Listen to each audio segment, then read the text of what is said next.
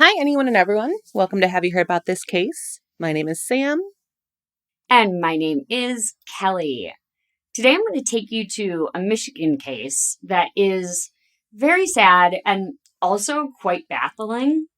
I've gone through a lot of sources, and a lot of us will probably have the same questions as some of these sources had, and ultimately that everyone has given how our story ends. But before we go all the way in, Sam, what's our question today? Well, I spent last weekend in Wisconsin visiting a good friend of mine, and a must-do when you're in a small town in Wisconsin is go antique shopping. So I'm wondering, what is your favorite antique you have ever bought? Oh my gosh, that is a really good question because I love antique shopping. I love it. So, my favorite antique when I was in college, it used to be the fronts of old records. And it wasn't like the record didn't have to be specific, it was just whatever front I thought was the prettiest or the funniest. Right, like the sleeves. Yeah, yeah. And my whole college dorm room was just like tiled. The wall was like tiled in old record covers. But more modern day, my favorite antique is just like old weird stuff.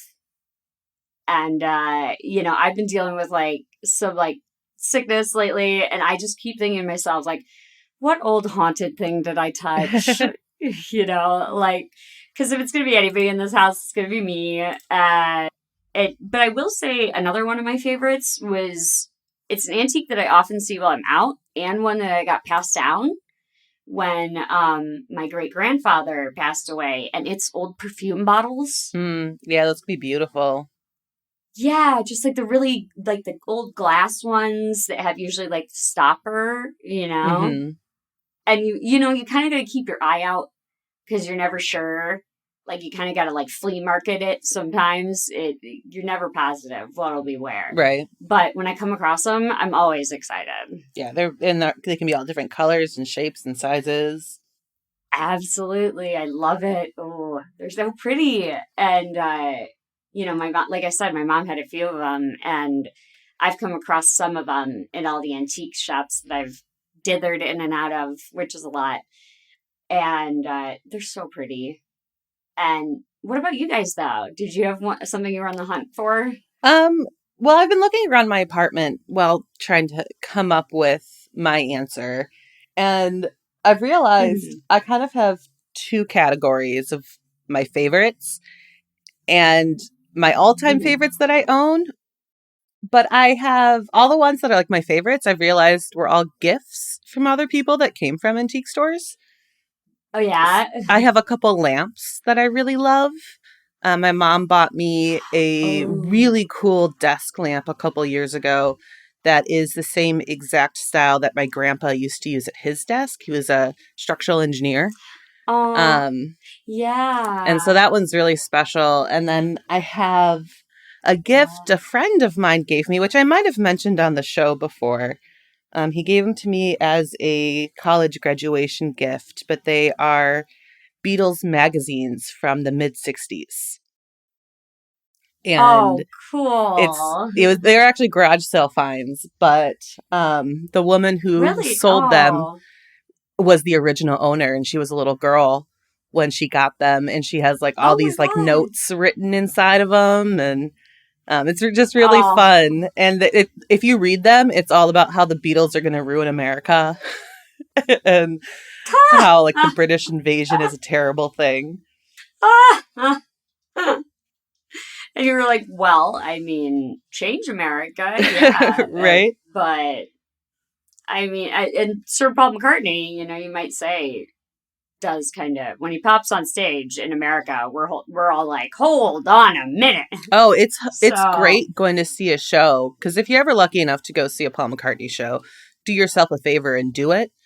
Um, but it is really mhm. crazy. Like when you go see a show, there's always a group of people right down in front who basically reenact Beatlemania. Like they're just screaming. It's like Ah, those old videos that you see. It's crazy, but it is so much fun. And he embraces it because he knows like the impact he's had.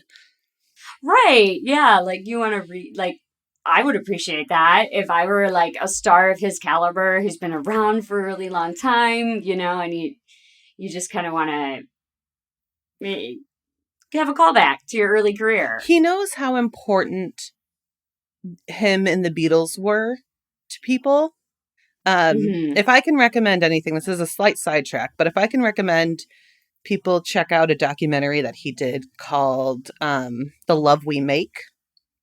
It's a Oh. fantastic documentary because it took place right after 9/11, like within days, I believe, because he was supposed to Oh, be in New wow. York. And Oh, gosh. I think he was supposed to be in New York like a day or two after, but obviously, like with everything happening. But he did end up Right. going to New York, No. and he knew how he wanted people to be happy, and he knew that he brought people happiness. And so he would just like Mm-hmm. get out of his car in New York and just start walking down the street and let people like come to him and talk to him and like have a good conversation and try to Oh. bring them some happiness. And then when it got too overwhelming, he'd hop back in his car, go a few blocks and do it again. And he just Oh. did what he could to bring people happiness in this absolutely horrifying time.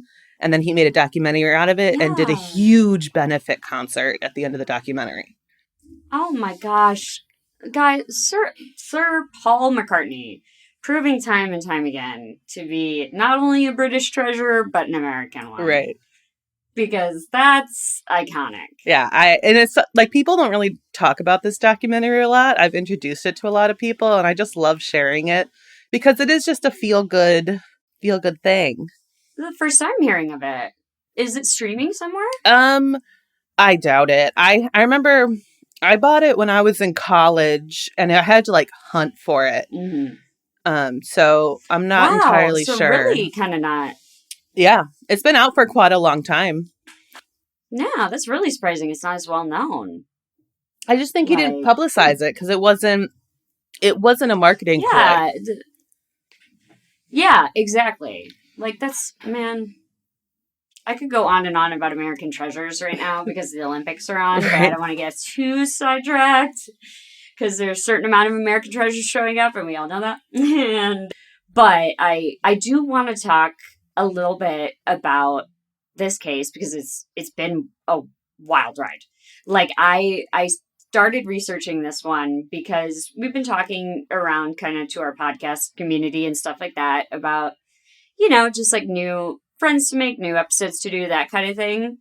And I was rolling through these Michigan cases, and this one just like blew me away. Like, I honestly, I could not believe it. So, very odd. Very odd once again. And like I said in the intro, like, a lot of us are going to end up with questions here. And I wish I had the answers to them, but I probably have the same question as you, if that makes you feel less alone. But we're probably all going to end up with a lot of questions. But we'll start here. So the person in question, who we're going to talk a little bit about today, is Seth Privacky. And he was 18.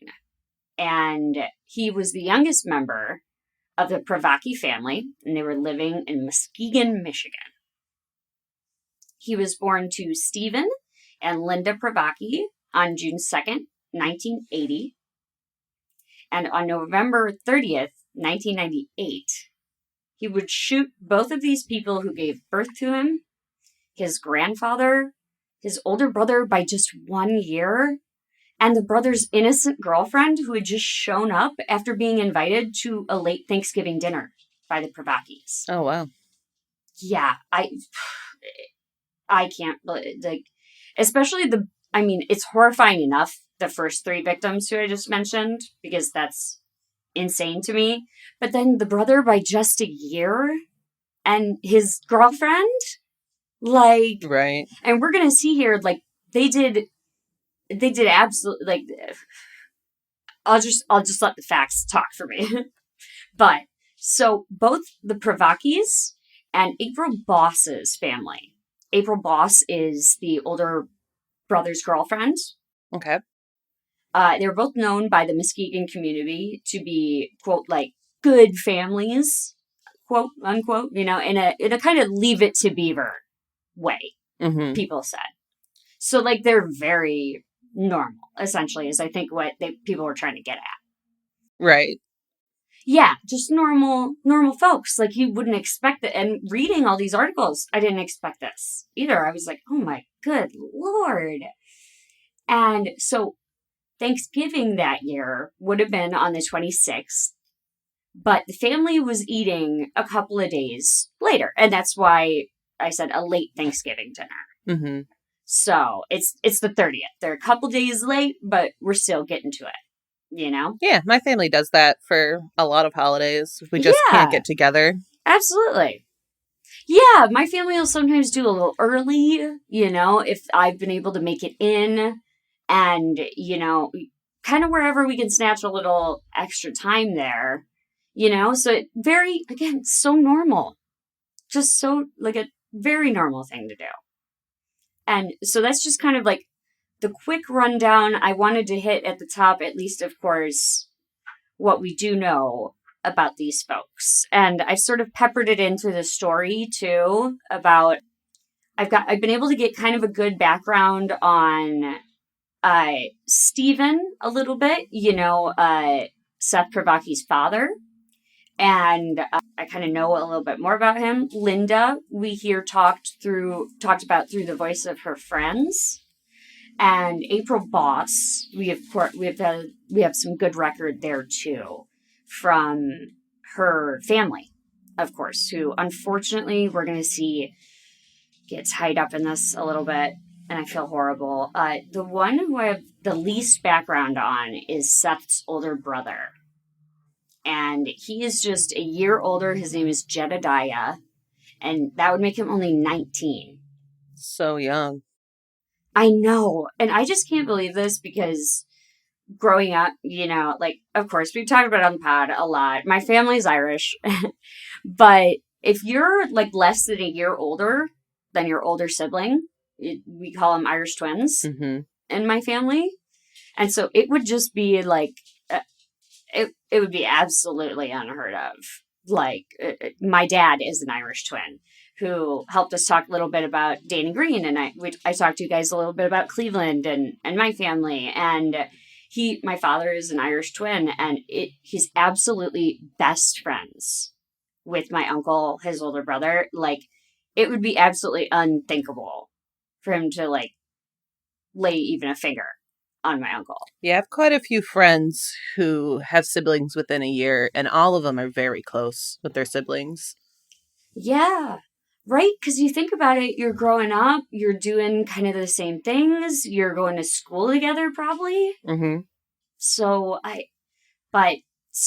let's zoom out a little bit and we'll start with early on in his life. Seth is, like I said, 18 when this happens. And this is just in the years leading up to. I never got a good date on like when this happened. It was, I believe, early in his high school career. So I think within 4 years of this, around the time maybe when he was like 15, 16, and you maybe start acting out a little bit. Right. Yeah, we've all done it. And so, unfortunately, he got caught, which is not a good idea. And he got caught in such a way that he got charged with a couple juvenile theft charges. And when he was then met with an accusation of vandalism, Stephen and Linda took Seth to a psychiatrist. And the doctor prescribed Seth an antidepressant. And through my research, I found out that this antidepressant was Wellbutrin. And I know it a little bit, but I know it enough to know that I'm not sure if he was consistently taking it. But I think in the behavior that we'll see, it was clear he was not consistently taking this medication. Because I do know one thing about Wellbutrin, which is that it doesn't build up in your blood long enough to sustain you more than like a couple days. So if he was maybe missing a couple days here, a couple days there, it might have been enough. I don't know. Yeah, that's why they always tell you to like consult a doctor before you stop taking Exactly. antidepressants because it can have a great impact on you.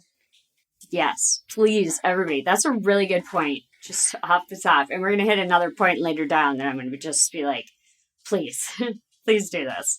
And this is a very good point to be like, please, you guys, if you're going to come off an antidepressant, remember to talk to a doctor because there's a good way to do it. And there is a way that's going to make it much, much harder for you.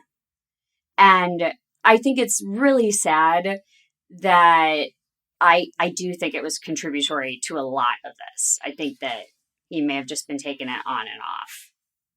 And however, again, we may never know, as Seth took everyone who may have had an opinion on this from their friends, other family members, and the community.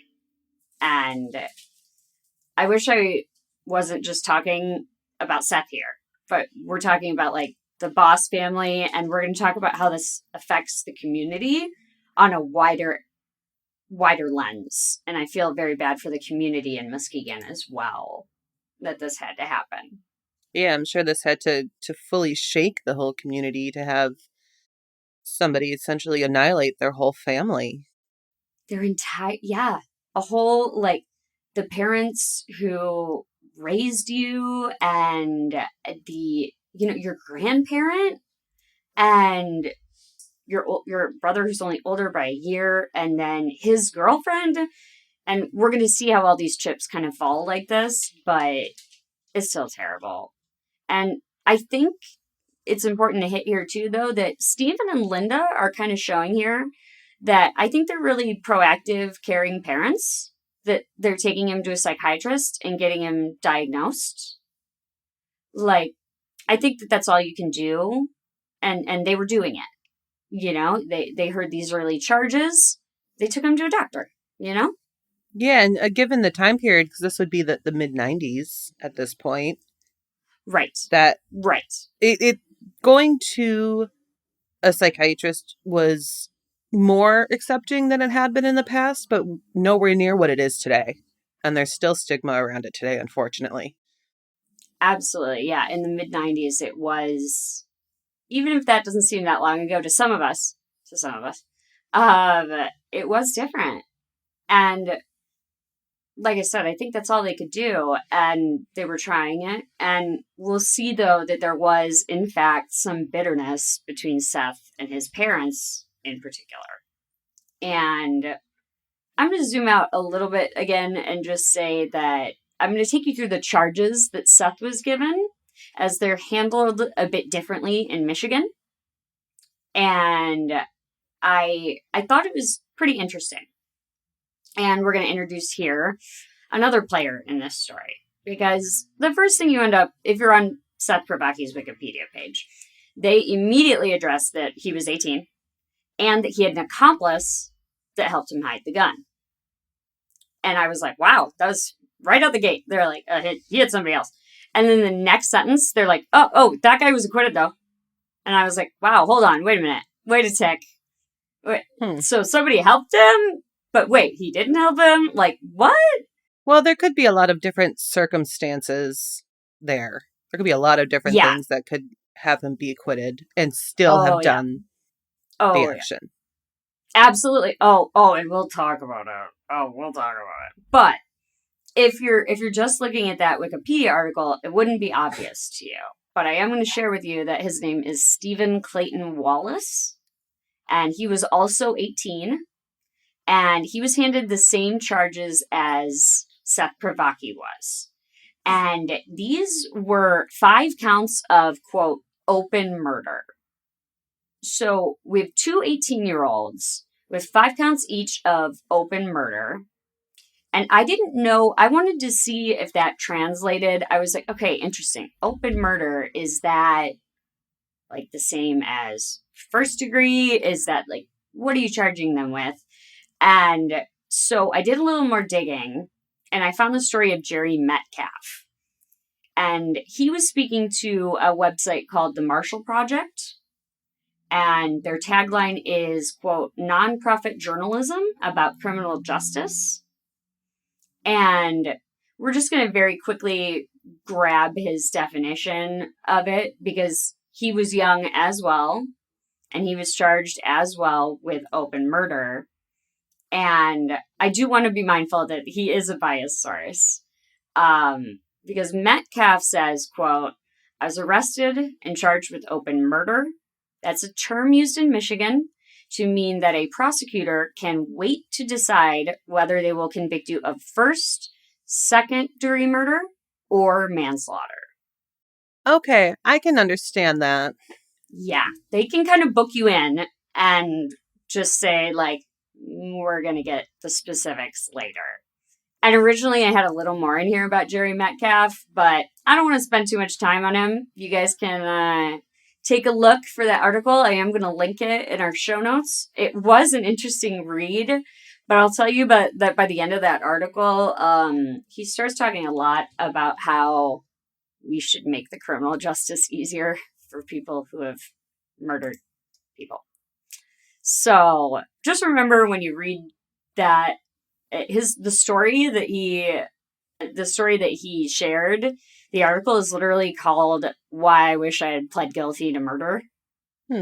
So the name is really familiar, but I'm not thinking of who he is off the top of my head. But that name is definitely familiar. Yeah, he was quite young as well. He was 20. They both had Jerry Metcalf isn't as important, but he was in the same ballpark of age, and then him and Privacky also have a similarity in their defense attorneys being quite, good at their jobs, I'll say. But not so good that I'll tell you, it doesn't work out well for Jerry Metcalf, and he'll tell you himself in that article. But I did want to hit on the biased source there. Like, just remember when you read that article that he is telling you that whole time in that article that he is guilty.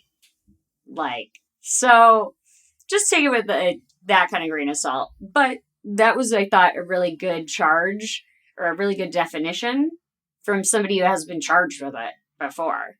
I get it. It is odd in comparison to like the rest of the justice system that we're aware of, that you're charged with something specific. Right.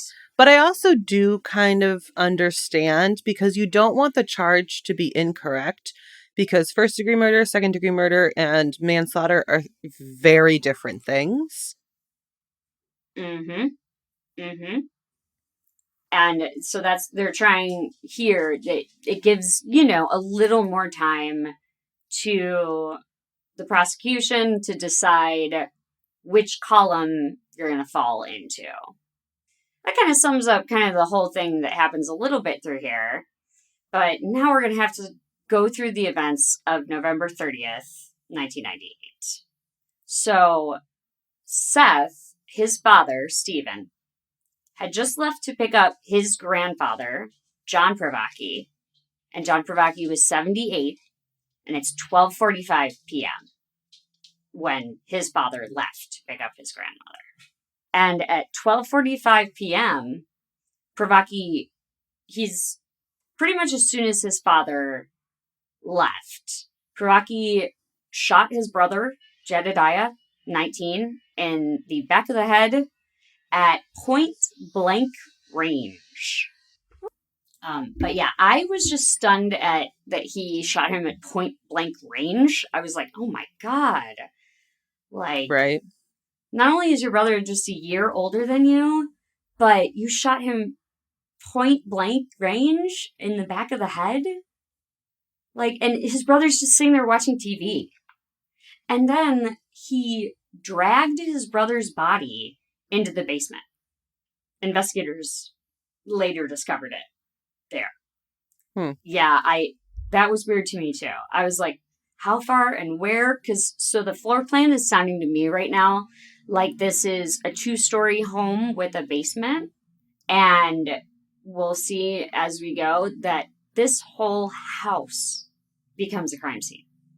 Like, there's not a level of this home that is not untouched. Well, I would imagine with that many victims in a home, that would absolutely. But yeah, I'm just curious kind of where his motive is and his decision making to do all of this. Yeah. what's happening? I couldn't stop in my research questions. I just kept like being like, what? Like, what? And we'll get a little visibility on it, but not nearly as much as I'd like. And so Seth was using his father's unsecured 22 caliber Ruger handgun. And for those of you like myself that do not know guns, this is a rifle most commonly. And it is called by Ruger.com, quote, over 50 years, America's favorite rimfire rifle, end quote. So, but aren't rifles and handguns different? So it was a little confusing to me. So they make it in a rifle, in a handgun, in lots of different weapons that fire these 22 caliber bullets. And so in Seth's case, his father's was a handgun, but on the website there's a saying it is most commonly a rifle. So Ruger's really just the brand. Yeah, the Ruger is like the brand. Yeah. And they're like a big time gun manufacturer.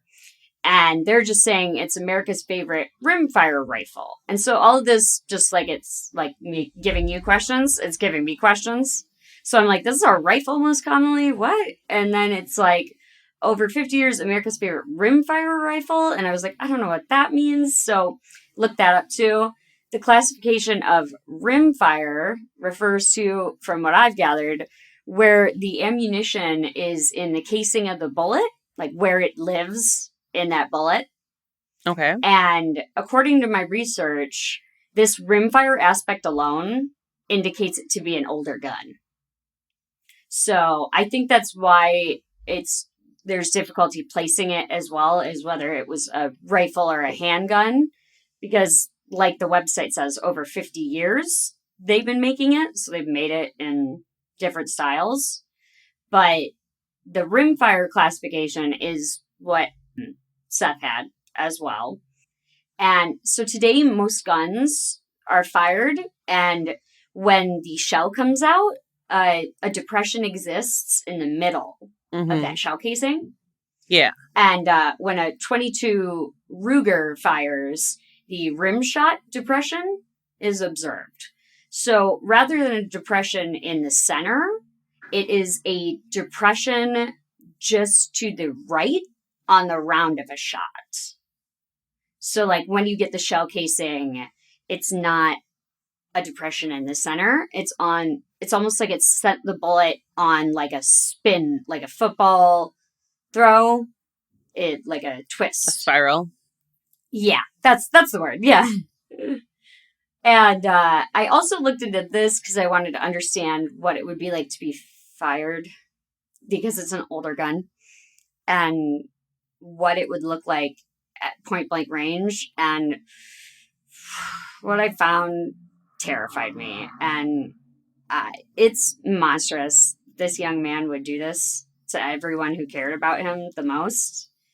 And I can tell you from all my research, I gathered that such a shot would have caused an instant death, especially at point blank range. I'll say the likelihood of a shot at point blank range would likely cause immediate death, but in addition to a powerful firearm. Right. And so I don't recommend looking it up. I don't recommend it. And so it's then said in multiple articles, this is the only place where the time frame gets a little murky here, because it's then said he waited for his father and grandfather to arrive home, and he ambushed them, shooting his father point blank range in the head, like his brother. And only John Privacky, Seth's grandfather's wounds were unique. He was the only one shot twice. And I only say shot twice because there's a lot of cross reporting about where John Privacky's wounds were. And I saw in several articles that he was shot in the neck. And I was like, God, that's awful. And then I saw in others that he was shot in the head. So somewhere on his, head region. But I will say confidently that he was the only victim that was shot twice. And a detective later said that Privacky, quote, shot his grandfather twice to make sure he was dead, end quote. Just insanity. Fuck, so Just so crazy. sad. It's awful. Like, oh, and I should be clear that he waited for his father and his grandfather in the garage to the home. So this is what I mean when I'm saying this whole house. So when he shot his brother, was his brother the only one in the home? No. So we're about to talk about his mother, Linda, who's also home. The only difference is Linda, she was upstairs in the shower. She may not have heard him. I don't know. It was at point blank range, so there obviously wouldn't have been a struggle for her to overhear. She was a floor upstairs with the shower running, and it is Thanksgiving. Maybe she thought it was on the TV. I don't know. I don't know. I don't know if it would have been different if she had gone downstairs to figure out what the sound was. I don't know if it would have been different. Yeah, unfortunately, with what you've said, I unfortunately doubt it. Yeah, I kind of doubt that it would be different because he's now killed his father and his grandfather in the garage, and he then went upstairs. Like I said, sitting around the second story of what I believe is a 2-story home with a basement, and his brother he's already dragged to the basement, shot him on the first floor. So he went upstairs and shot his mother, Linda Privacky, who was 49 at the time, after waiting for her to get out of the shower. So he stood there for a while. This is another thing that's wild to me, both for his father and his grandfather and his mother. He sat there for a while and waited for this to happen. Yeah, like he clearly had it in his mind exactly what he was going to do. Exactly. Like he clearly had thought of a plan and had decided to stick to that plan no matter what. And also, he probably knows by now, like, well, I'm in it already. There's 3 dead people here. Yeah, once he started, he probably felt the need to continue. Right. And, like, I'm going to remind us several times as we go through that he's only 18. So he probably thought, like, well, now that I've started, I've just got to take everybody, Mm-hmm. That's the only thing that I can think. That's why I'll keep reminding us that he's only 18, because I'm like, that's the only explanation I can think for why. Like, that's not even an explanation, though. Like, it isn't. It's not an explanation. It's an excuse. And it's a horrible one. Like, oh, it's just a kid. Well, like, yeah, well, I did a lot of stuff when I was just a kid, too, and everybody's still here. So, yeah, when I was 18, there was nothing like this going on in my life. Exactly. Hell yeah. Like, I was way too busy trying to make sure I got into the honor college. Which is crazy, too, because in my research, I've walked through it, and Seth Privacky was known to be, like, a B average student, the good kid in class. Like, again, harkening back to that, like, Leave It To Beaver thing, like, nobody expected this. Yeah, you never know what goes on below the surface, though. It's the same idea as you don't know what happens at home. Like, there could be a lot of terrible things going on that the outside is just completely unaware of. Exactly.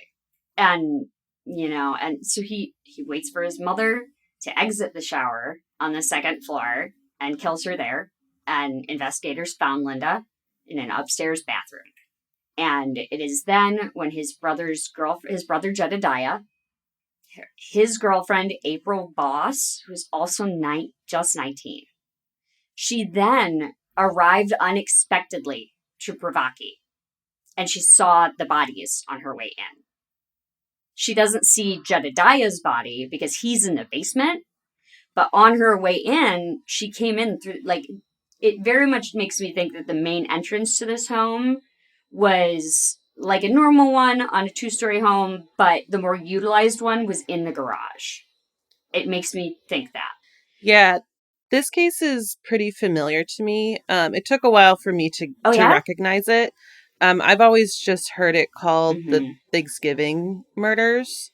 Um, and I Yeah. think it's been a long time since I've kind of listened to another podcast cover it or seen anything about it.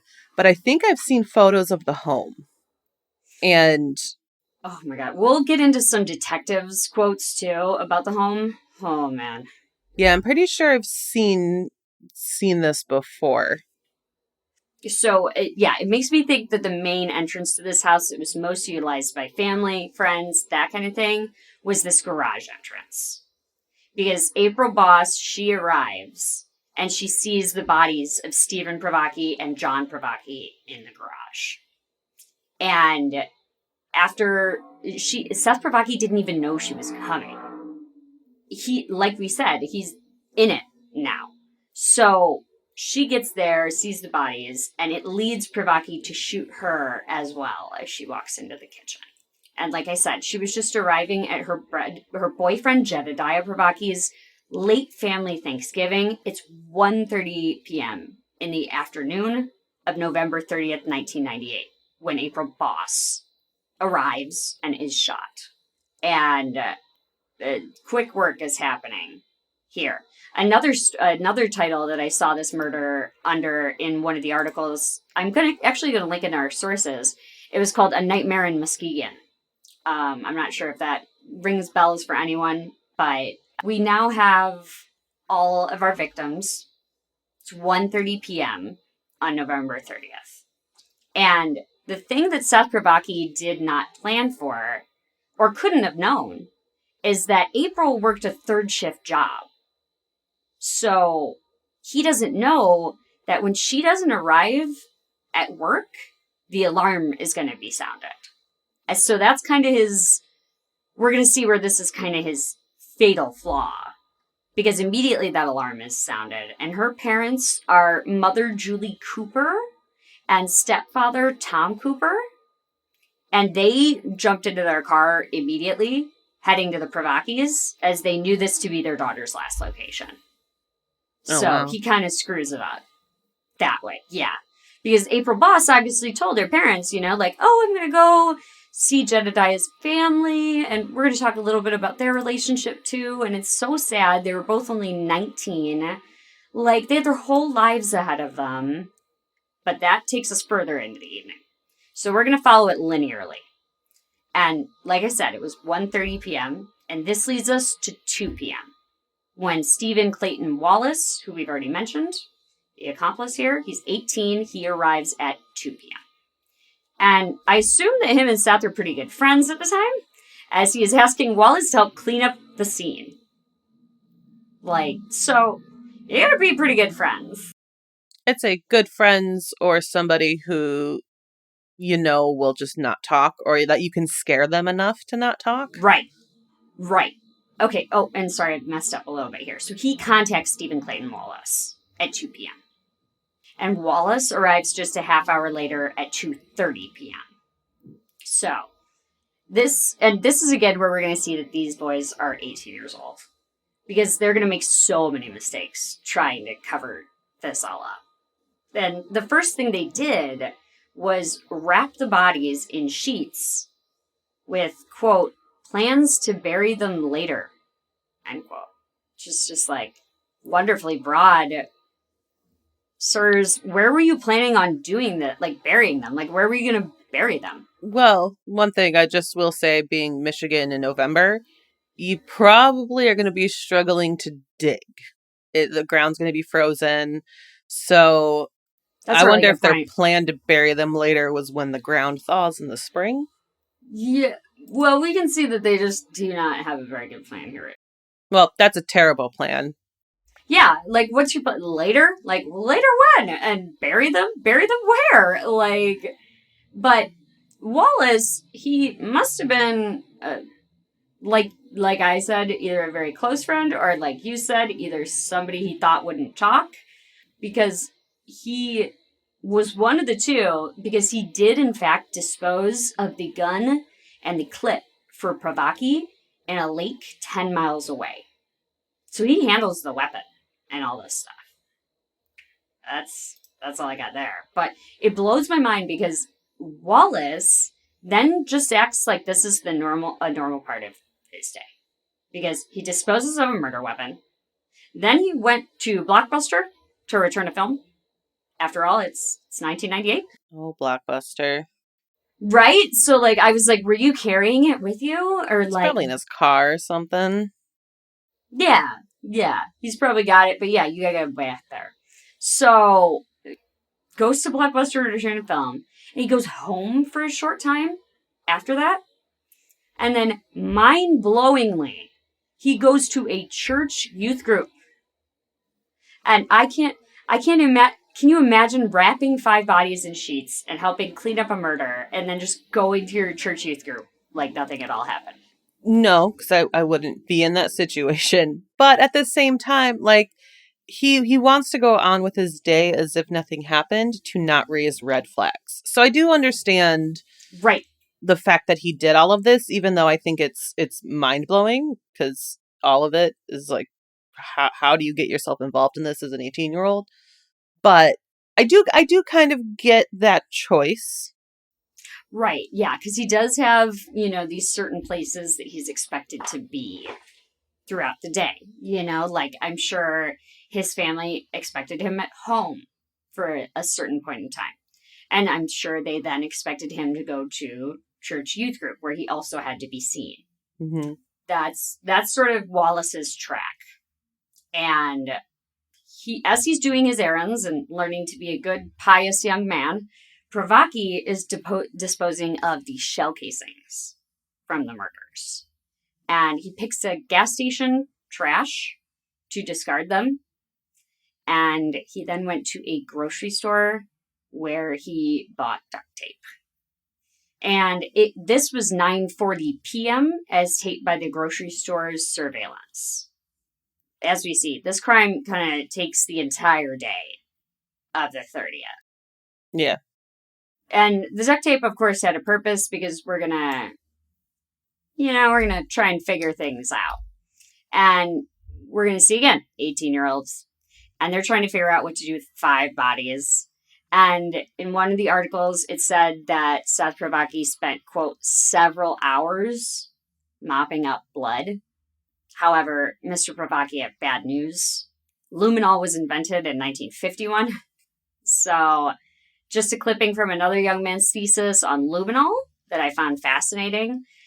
He said that chemicals that disrupt a luminol reaction can be considered as interference. And these include cleaning agents, biological agents, food and drinks, among others. Sodium hypochlorite, also known as bleach, has been found to cross-react with luminol, generating a chemiluminescent reaction, whether heme or blood is present or not. And luminol is sensitive enough to detect blood that is no longer visible to the human eye. So this makes it ideal to spray over a suspected area in a dark room to look for blood. And they've tried different formulations a lot throughout the years. And just a quick overall to share what we all know, you can mop up things, but the police still have ways of catching out. Well, it also can be a sign if you see a big area with those interference where Right. it's not in other areas. Like it shows that there was something specific cleaned up quite heavily in that area, whether you find the traces of blood or not. Right. Which leads to more questioning, and that doesn't clear anybody. I was going to say, exactly. That would lead you to have some questions too, wouldn't it? Like, it looks like everything here has been bleached and mopped rigorously, and the rest of the house looks normal. So, Wallace then returned to Privacky's home later that evening. And I don't have a time on the second arrival, but I can set it against the other arrival of April Boss's parents. And April Boss's parents arrive at midnight that evening. And that's kind of when the chicken flies the coop, when April Boss's family shows up. Because like I said, he did not plan, A, for her to be there, and B, for her to have a third shift job that would tip everybody off. Was he living at home when this all happened? Did he still live in the house? Yes, Seth Privacky does. And we will see that that had become an issue. Like when I said that he had kind of a strained relationship with the parents, a lot of it was heavy on the fact that he was in the home, which I don't know. It's the mid 90s. He was only 18, but it was kind of creating this strain. But I have a little more on that later because I was wondering, and through my research, if Jedediah still lived in the home. I'm thinking no, but I couldn't find that written anywhere. But based on some of the stuff Seth Privacky says, I'm guessing that Jedediah did not live in the home. Well, if he's a year older, and depending on if he went to college or not. Right, he is 19, so it would make sense for him not to be in the home. So it's later in the evening, and we know that they saw Seth Privacky on the grocery store's CCTV at 9:40 p.m. So it's sometime after 9:40, but before midnight. Yeah. He arrives in there somehow. So a little over a 2-hour window or 3-hour window. Yeah. Yeah. And so they discover then, once they've got both of them back there, that the bodies turned out to be too heavy for either man to carry. And they decided, which I don't think is I mean, again, none of this is a stellar plan, but they decided to arrange these bodies to make it look like a robbery. So we didn't think about the weight of 5 human bodies. And they realized this mistake as they dragged Stephen Pravacky's body to the trunk of a car that they had purposefully lined up and covered in garbage bags. Mm. So they had lined this trunk like they had planned it. And I imagine this is where we see that duct tape come into action. You know, we're lining it with garbage bags. And this is when they then realize that Stephen Pravacky's body is too heavy to carry. Yeah, there's a big difference in carrying somebody while their muscles are still rigid and mobile versus somebody who's quite literally dead weight. Exactly. Yep. Quite literally. So, like I said, they decided, like, okay, we'll try and make it look like a robbery. You know, we're pivoting our plan at the very last minute before someone is going to suspect something. It's just not ideal. Like, I think it's very clear that he thought out all these murders very methodically, but then maybe didn't think about what happens after. Well, to me, it seems like he's thinking about it all very fantastically, where he has what he thinks is this grand plan and that everything's going to go as planned with no hitches. Right. But with just his choice and what he's doing in murdering numerous people, it's not easy. And it should never be easy. Yeah. That's something that I hope no one in the world truly finds easy, but there's so much more to it than just that. Like, I know if I were to ever think of a plan for a murder, it'd fail miserably. Like, I know we do all this research. I would not be successful at it. No, we've been sitting here this whole time telling y'all stories about all these different crimes. All we've been doing is looking into these different crimes, and I still think I'd fail too. Like, I'd be like, okay, no, that's good. That's pretty good. And then I'd still end up getting caught. So, and in this case, again, we have 2 teenagers in the mid-90s. Bad idea. And so then, again, we think a little bit about time here because it's not ideal and there's probably not a whole lot of time to stage 5 human beings and then set about making the house look like it's been robbed. Like, all of that, you got to factor in like a good amount of time for. But again, Seth Privacky, he does not know he's on a time clock. Yeah, he thinks he has days. Yeah, he thinks he has all the time in the world. And he He doesn't know. And it turns out, like I said, I'm 100% correct because by this point in the evening, April Bosch should have arrived at her job, and she has not. So her parents, the Coopers, jump into their car, like we talked about at the very beginning, jump into their car and drive to the Privackys. And upon arrival, Wallace and Privacky were stealing several items: a TV, a VCR, and a stereo from the home when April Boss's parents arrived. And so it's around midnight again when they arrive. And so we can see they're not done at all with what they had planned to do, because they're still putting items away from the house, trying to make it look like somebody was in there. But so this whole day, the whole day of the 30th, the Coopers had been wondering, they hadn't heard from their daughter.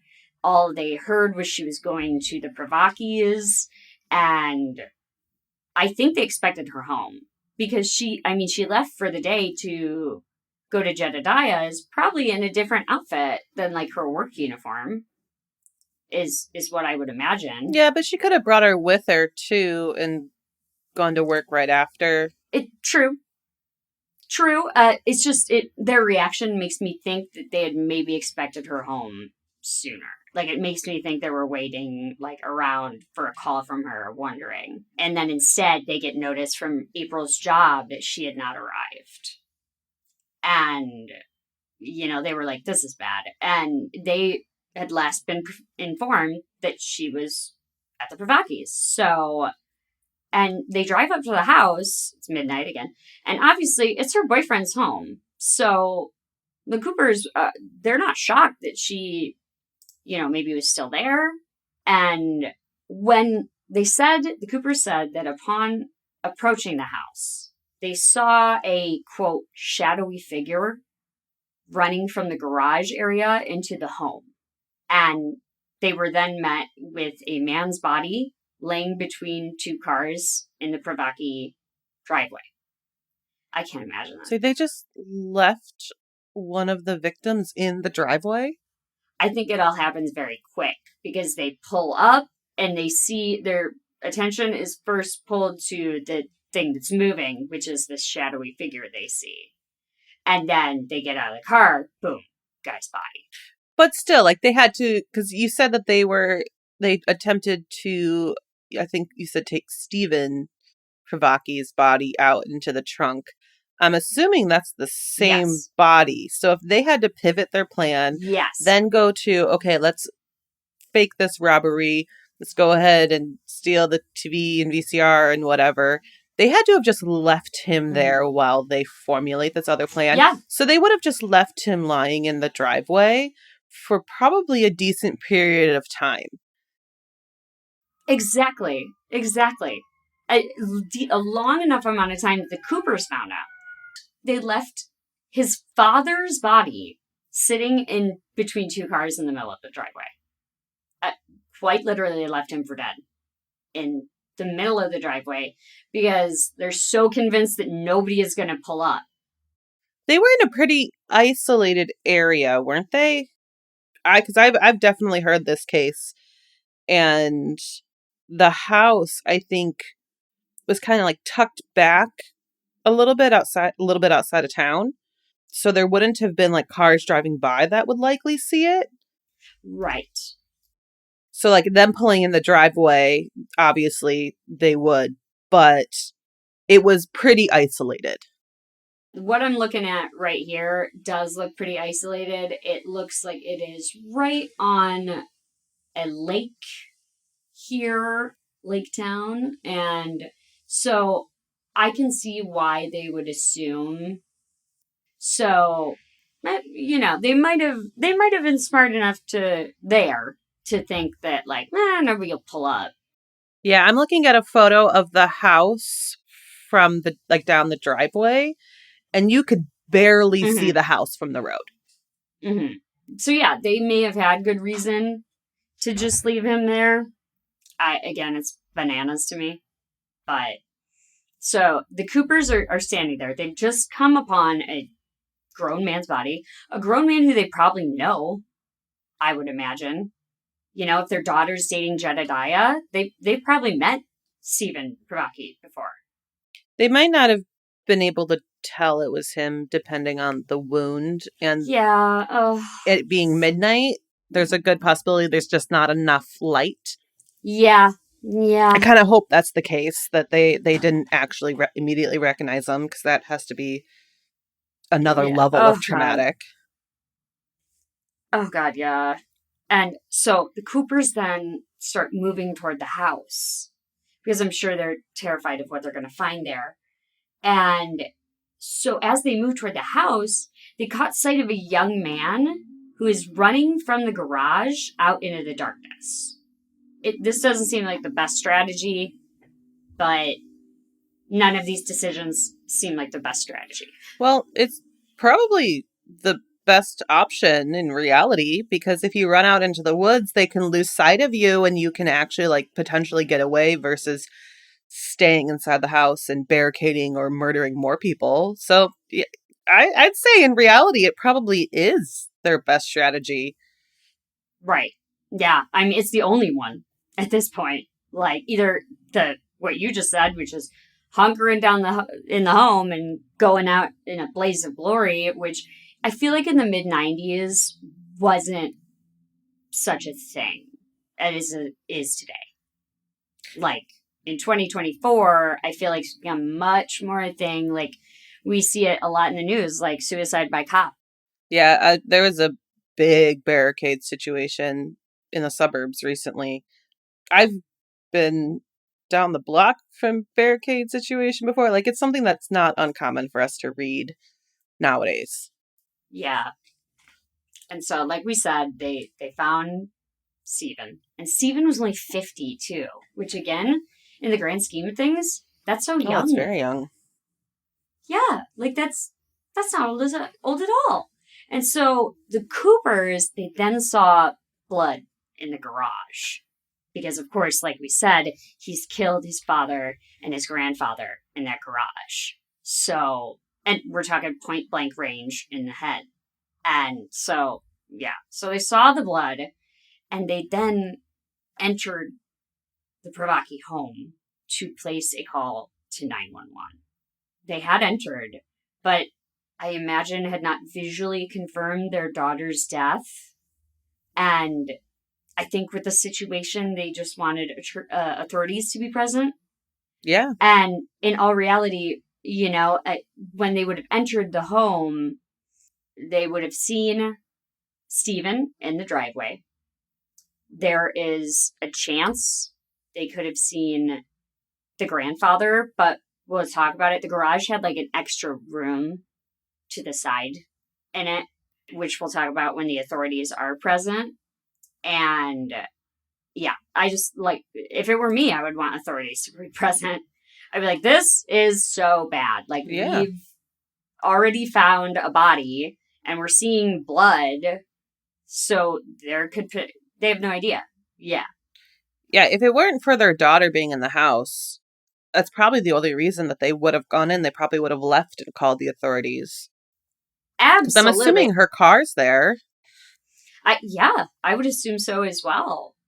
And I would not want, I would do the same thing that they did. It's just like, let's call 911 right now, because we've already known that we've stumbled on something bad.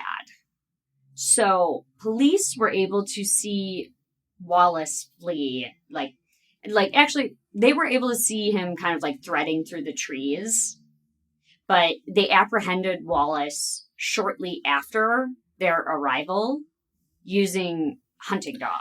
So did he like stay around the area and like watch what was happening? Because if he fled when they were pulling up before the 911 call, he would have gotten a whole lot further. You would think. And that's another question that I have. I'm like, how long did you wait? And there's some conflicting reports here, so I'll talk about them. But I also assumed that the young man that the Coopers saw flee was Wallace, because Wallace is the first to get caught. So I imagine that Privacky was like the dark shadow that they saw go from the garage to the home. Or that was also Wallace, like, warning Privacky. But either way, Wallace is the first to get caught. It's never sort of specified. They just say a young man they saw flee into the woods. Do they say where Privacky was caught? Oh, we'll get to it, yeah. But most importantly, Wallace, he gets caught he almost immediately starts singing like a canary. Excuse me. Quote, admitted to what happened and started cooperating with authorities. Good. End quote. Right. So, sorry, Mr. Privacky. It sounds like you picked the wrong friend out to help you clean up a murder. Because he saw, hey, I don't blame him. He saw his window and he was like, the cops are here. So I have two decisions right now. I can keep running or I can end this all right now. It's not my family. You know? Yeah. And I think that's what Wallace had going through his head the whole time. Like, well, it's not my family, so. Well, also, do we know if Privacky had friends? Like, do we know if he was close to anybody? Because it might have just been kind of like slim pickings, so he picked Wallace, and that was his only option. Yeah, it could have been. But, like, by all reports that, like, the teachers made and that kind of stuff, like, he seemed like a very normal dude, but we don't know how close he was to anyone. More questions, you know? Like, yeah. And we'll hear Wallace's side of the story, because he does, just because he comes forward, like we said in the beginning, he is charged with 5 counts of open murder. And so he approaches the authorities, according to one account. And according to another account, they'd used these hunting dogs to find him. So that's neither here nor there. But he tells them what sounds like almost the entire story. Because based on Wallace's confession, the police did not enter the home, as they suspected the killer was still inside. So it sounds like Wallace may have told them most of what they needed to know, but not everything. Maybe he didn't know where Privacky was. He just If assumed. he was still, yeah, exactly. He didn't know. Yeah, they probably scattered. Like, you go that way and I'll go this way. So, yeah, maybe he didn't know either. And so this is where we get into Privacky and what happened. Because Privacky, that night of the 30th, is not found or caught. He had successfully disappeared into the woods. So that does make me wonder if he was that person running out and then... Right. Maybe, like, this is speculation on my part, but maybe it was a self-preservation move and he didn't even tell Wallace that other people were there. Yeah. And just left. Yeah, he's brutal enough to have killed his whole family. Like, he's probably thinking, like, why do I gotta look out for him now? And, it was successful for him to a point. Because authorities therefore began a manhunt for Privacky. And now we're starting to move forward a little bit in our timeline. We're through November 30th. So authorities, this manhunt is so serious that his high school, Reith's Puffer School, went into lockdown in a fear that Privacky would arrive there. And the community, especially at this school, was reeling because Stephen Privacky had been a teacher there and Seth Privacky, of course, a student at this high school. So they know that they've lost a staff member, a friend, and they know that his son is missing, potentially on the run. And something that Reith's Puffer School does, which I think is so smart, is they also immediately began showing all the students Privacky's photo, and they began distributing this photo to all of them, so that those who hadn't known the senior at the high school still knew what Privacky looked like. Yeah, that's a good move. Yeah, very smart. And we'll see how smart, too. Very smart. And like I said, it's even more tragic for the school community because Jedediah and April had just graduated from the institution 1 year previous. Mm-hmm. And so this would put them as graduates in 97, just the year before. So this school is like, whoa, whoa, whoa, whoa, hold on. How is this possible? Like, they've just let one of these brothers go from their friend and staff member, Stephen, his sons. Now his other son is on the run. Like, as like a fellow staff member, this must have been like crazy. Oh, I'm sure. Yeah, like what's going on here? And from my reading, it is just tragic all around that April Boss, this happened to her because she was said to have loved Jedediah and, quote, wanted to marry him. So they were, very happy together in love. And April's family said Boss got along well with everyone in the Privacky family, including Seth. So what happened? And Boss's stepfather, he said, I just want to know why. I want him to tell me why. I can't believe April ever did anything to him. End quote from Tom Cooper. Which, again, it's so, so sad. Like, Mr. Cooper, April didn't do anything to him. She didn't. Nothing that deserved this. Yeah, there's clearly something very different going on with Seth. Yeah. Yeah, there's clearly something happening here between Seth and the parents, between Seth and his brother, between Seth and his grandfather.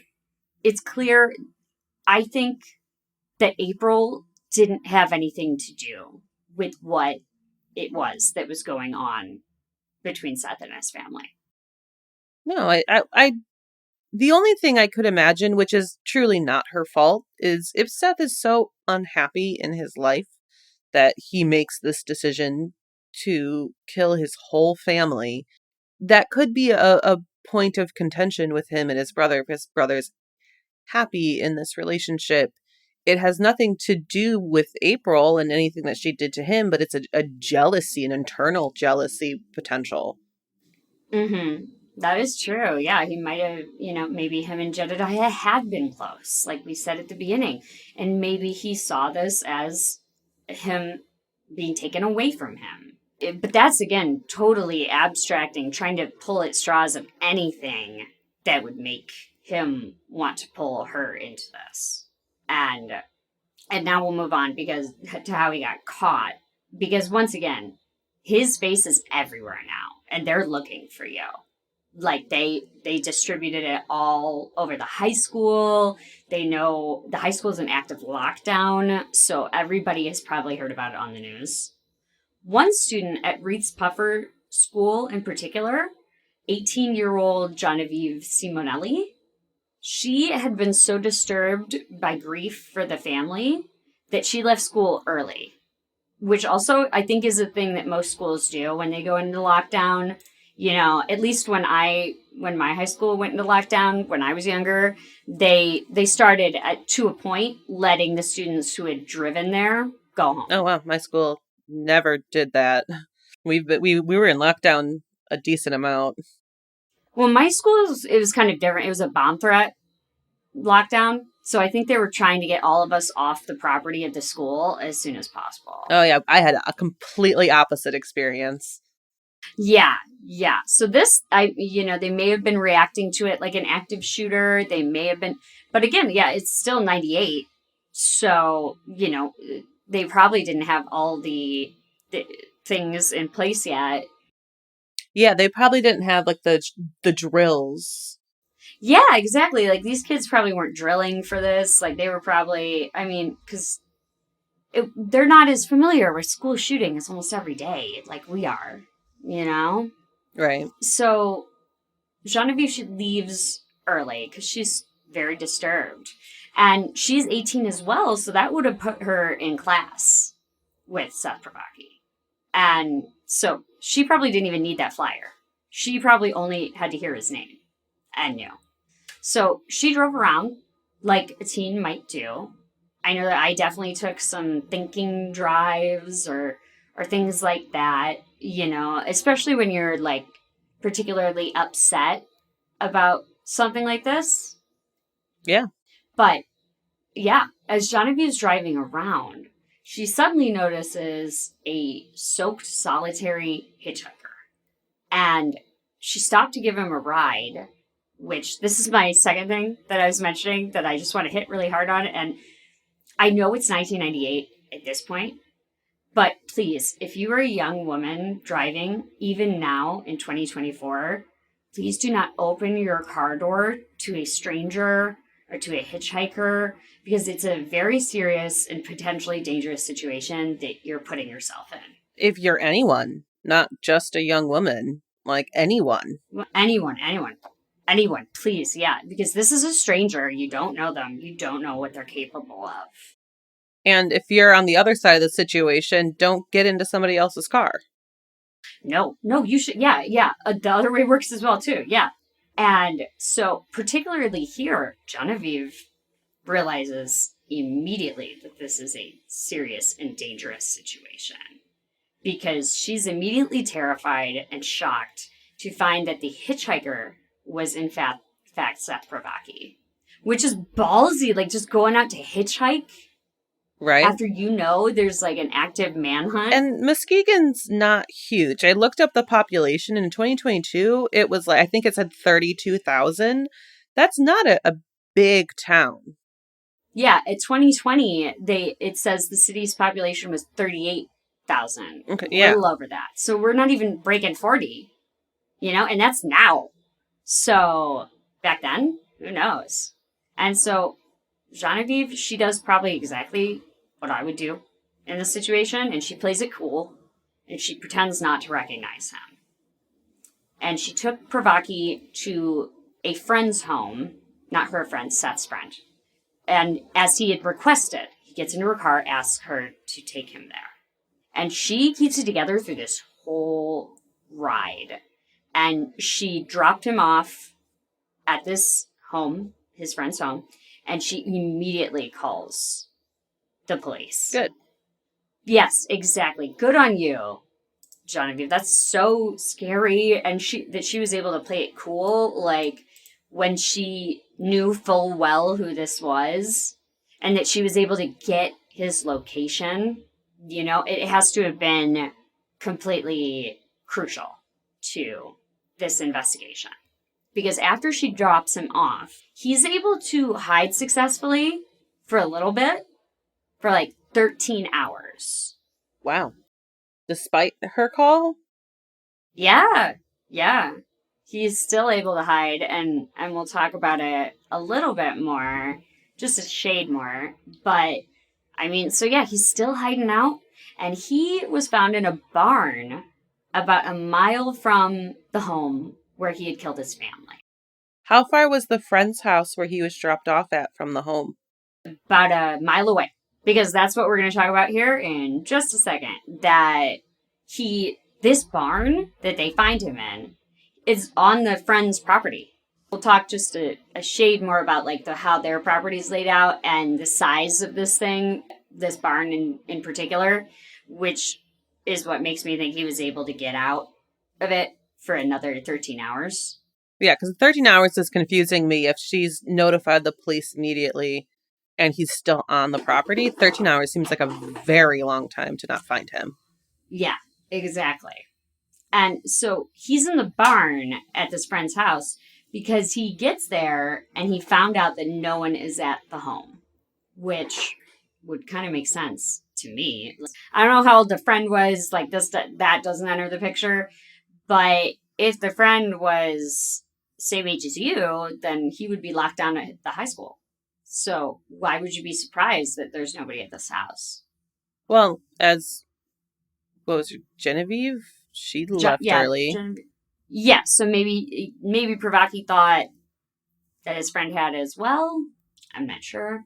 But according to Privacky himself, he had spent the previous night hunkered down in the woods. So like we said, he had maybe fled directly from his home to the woods and just stayed there, which is clear he did. And so he goes into his friend's, quote, pole barn, and it sat behind their house on the property. So that this is just what's giving me, I'm like, okay, so that would eat up a little time. If you think he's in the house, you maybe, set your perimeter and then go about looking through the house to see if this guy's hiding anywhere in there, because he's already kind of eluded you for a while. So maybe they don't get to it till then. That still seems like too long to me. I didn't know what a pole barn was, but I looked it up, and the structure itself, it's a large and open structure with high ceilings, and it's the type of building you would probably use as like a studio space or like a garage. So it's quite a large barn, actually. So yeah, it's not insulated typically.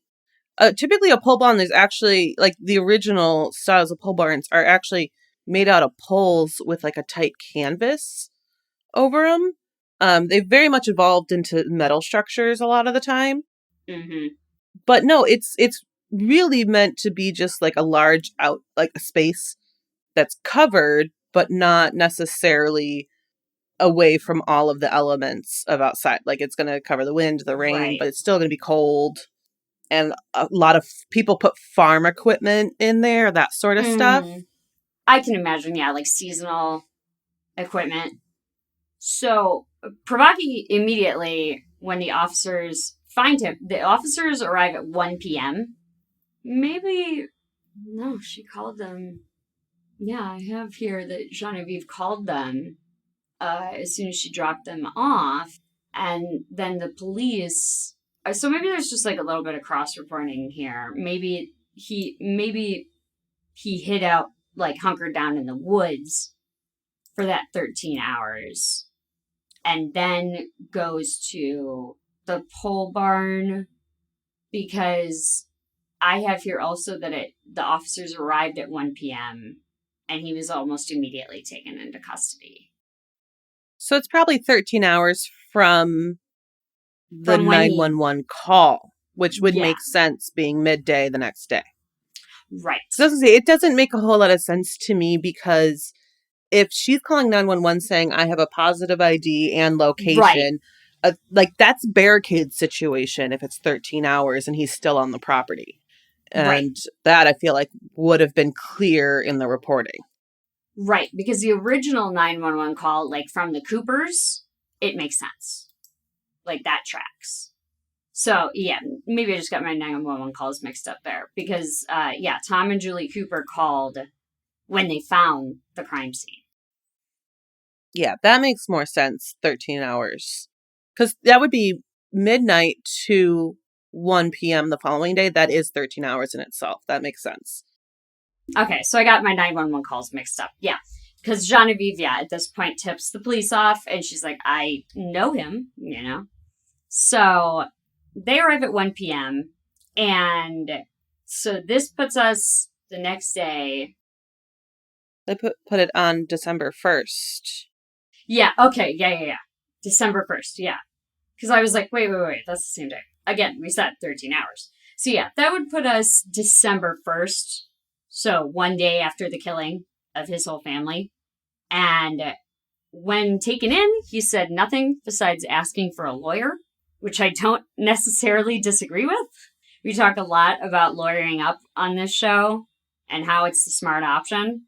And it doesn't also necessarily mean that the person is guilty. We've seen that in a lot of cases, that if they lawyer up, it doesn't necessarily mean that. Say, we just talked about that in Angela Samata and Russell Buchanan. Yeah, because the cops had good reason to think it was him. And however, I get, like, the only way I would say that it would cause suspicion is just in this police custody situation. It might tip them off, like, that's interesting. But again, we know it doesn't necessarily mean that. And all I've known is to say that if I'm taken in as, I don't recall, I need an attorney. And that's it. So, and Privacky's going to need this lawyer, too. And he's pretty smart, given that he knows he's guilty.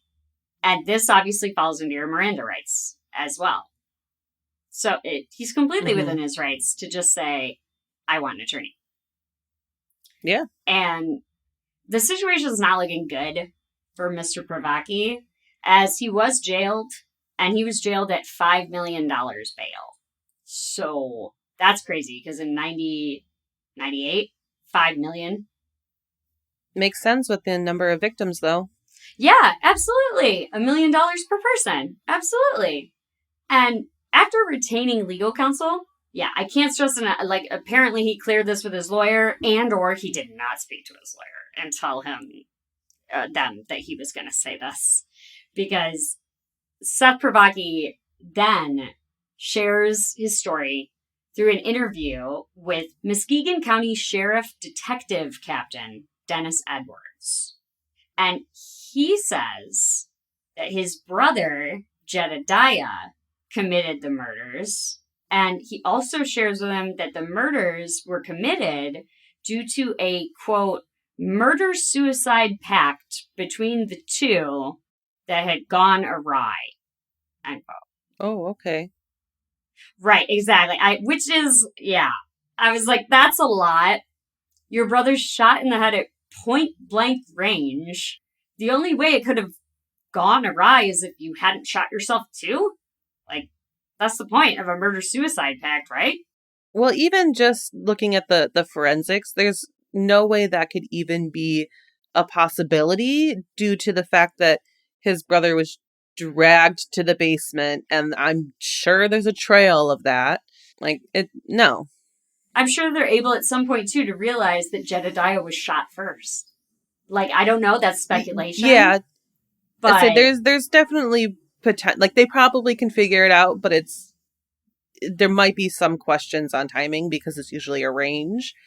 But really, the blood trail really would be the solid factor, unless you have a very good explanation on why that trail was there. If that was like right. part of Yeah. your plan as like a murder suicide pact.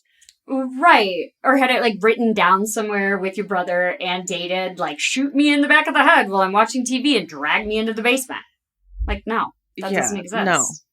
That doesn't exist. And that's why I'm like, okay, he either didn't talk to his lawyer, or his lawyer was like, yeah, this seems like a great idea. And I'm like, how? How does this seem like a great idea? Like, this is a terrible idea. Because obviously the detective is asking him a lot of the same questions we're asking him. And Seth Privacky, he quickly backtracked. And he confessed to the entire thing to Detective Captain Edwards. And Detective Captain Edwards, he's really disturbed during Privacky's full confession that his demeanor was, quote, flat, like no one was home, end quote. And I'm like, that's very scary and creepy, because you're talking about the deaths of your whole family. Well, I would be like, that honestly doesn't surprise me, because Oh, somebody yeah, who's willing to commit the murders of their whole family yeah, like, don't have the same general emotions in all that we do. likelihood Yeah, as you or me. exactly. I mean, yeah, for like him, this isn't weird, but for us and Captain Edwards, we're all like, yo, dog, like, really? He gave the police everything they needed to know, as he also described his motive. And here's where we're going to speak to it a little more about who lived in the home, which is his motive, according to Privacky. And this is all we're ever going to get, because, again, like I said earlier on, he's taken everybody who has more detail about what happened. So all we have is what he says. And he said that morning of the murders, he'd gotten into a fight with his father, Stephen. And it's apparently a long-standing feud between Stephen and Seth that had been percolating for months. And likely enraging Seth Privacky even more was that his mother and his brother would frequently, quote, take his father's side, end quote. Do we know what this fight was about? It was about moving out of the house. Okay. He wanted, yeah, Stephen wanted him out, and he didn't want to leave. And so for months they had been probably talking to him about like, what's your plan after school? What are you going to do next? And maybe it started as simple a question as that. And when he couldn't produce an answer to that, it may have escalated. Because Seth Privacky also claimed here that his father said to him, quote, his parents didn't love him anymore, end quote. And this is according, again, to just Privacky. And wider reporting on this claimed quote by his father seems to rule this in the category of bullshit. That's probably his internal feelings putting words in his father's mouth. Exactly. Because saying like, well, they took my dad's side, and that already sounds like an 18-year-old response to me, like, well, who's mad at my mother and my brother too because they took dad's side. What? And then saying, and he's putting, again, like you just said, he's putting words in his father's mouth because his father isn't here to defend himself anymore. So he's saying that his father told him that his parents didn't love him anymore. Yeah, he could have felt that. Believed that. Yeah, you could have felt that, sure, but like, no, nobody told you that. But he's probably trying at this point, he's probably trying to spin it any way he can because he knows he's guilty. That's my only thought here is that he's like, okay, well, I killed dad and everyone around dad who could disprove this. So I'm going to say that he said it. Well, he's probably trying to come up with a way that seems justified to other people. Exactly. Because he knows he can't talk his way out of this because he's so guilty. He's like, what would make other people think this is okay? And all of us are like, nothing. And he's like, they said they didn't love me anymore. And we're all like, so what? Who cares? Like, even if they told you they didn't love you anymore, plenty of people's parents tell them that and they don't murder them. So, like, yeah, it just sounds like somebody scrambling for anything that would make him sound unlikable. The father seem unlikable. Him seem better. But, yeah, no. Pretty much all the reporting at the time, and I agreed. Pretty much everybody was like, this is bullshit. Right, guys? Like, he just made this up. And like I said, the truth of the matter was that over those months, his father and he had been arguing because his parents wanted him to move out. And he further admitted that his rage and anger over that fight that morning led him to grab his father's unsecured .22 Ruger gun. So he's further admitting, like, yeah, this fight that happened that morning fully made me, I enraged. And I was full of anger. And it led to me to grab the gun. Yeah, admitting it all like this could also be a first attempt at a ploy of insanity. Yeah, exactly. Yeah. It seems like he's trying to walk back, but he knows that he's in really deep. And like we just mentioned again, he first shot his brother Jedediah while he's just sitting on the couch after he grabs that Ruger. So I imagine that he was shot in like the side of the head if he was watching the TV, or like the living room was set up in such a way that he was able to come up behind him where he was on the couch. Mm-hmm. I'm not sure, and so it just begs the question to me, like, your older brother of just a year, who had almost zero to do with this argument, deserves to be shot in the head. And the only other thing that I was able to abstract through it all was that he was angry that he would take his father's side. Well, to Seth, he likely had a lot to do with the argument. I mean, yeah, he is agreeing. But it's a lot more than just agreeing. It's not standing up for Seth. Like, it's not taking that extra action to defend him. He could have been completely silent in the conversation, actually not been part of it whatsoever. But if he was aware of it, to Seth, that could be him agreeing with his father and not standing up for his younger brother. Like, there's so many different things that could be going through his brain that completely escalates clearly completely escalates the situation. it seems unfathomable to us as people who our minds don't work in the same way. I was going to say, who have normal, you know, I don't even want to relationships say or normal because like it is still normal to have mental instability. It's how oh it is yeah, controlled and absolutely. taken care of. So I don't even want to say normal because this is an abnormal situation, but that doesn't mean his brain is necessarily abnormal. It's not treated in the way that it should be. Exactly. And that was going to be the next thing I grabbed onto, which is like, we do know that he was prescribed an antidepressant. And that's why I said at the beginning of the story that I thought it was pretty clear here that he clearly was not taking this medicine the way it was intended to be taken. It also could have been the wrong medicine for him. There's It could have such a been, different yeah. variety, and yeah, there's a different type of diagnosis that we're able to give nowadays, Mm-hmm. 25 years later, Right. because we understand the brain a whole lot more. There's a lot more that is available that he might have just been on something that was completely wrong. Or there is also the possibility that he might not have ever been able to find a balance because he struggled with so many different things. Like there's so many different possibilities here. It's And true. we can't say whether or not he would commit a crime if he was on the right medications. We can't say that he wouldn't. And that's a huge step in itself, finding the correct diagnosis. And then you have the second Mm-hmm. step, which is finding the right medication to treat it. And so he may have gotten part of that, some of that, but not all of it. And if you don't get And then all that of all it, comes with what you mentioned earlier.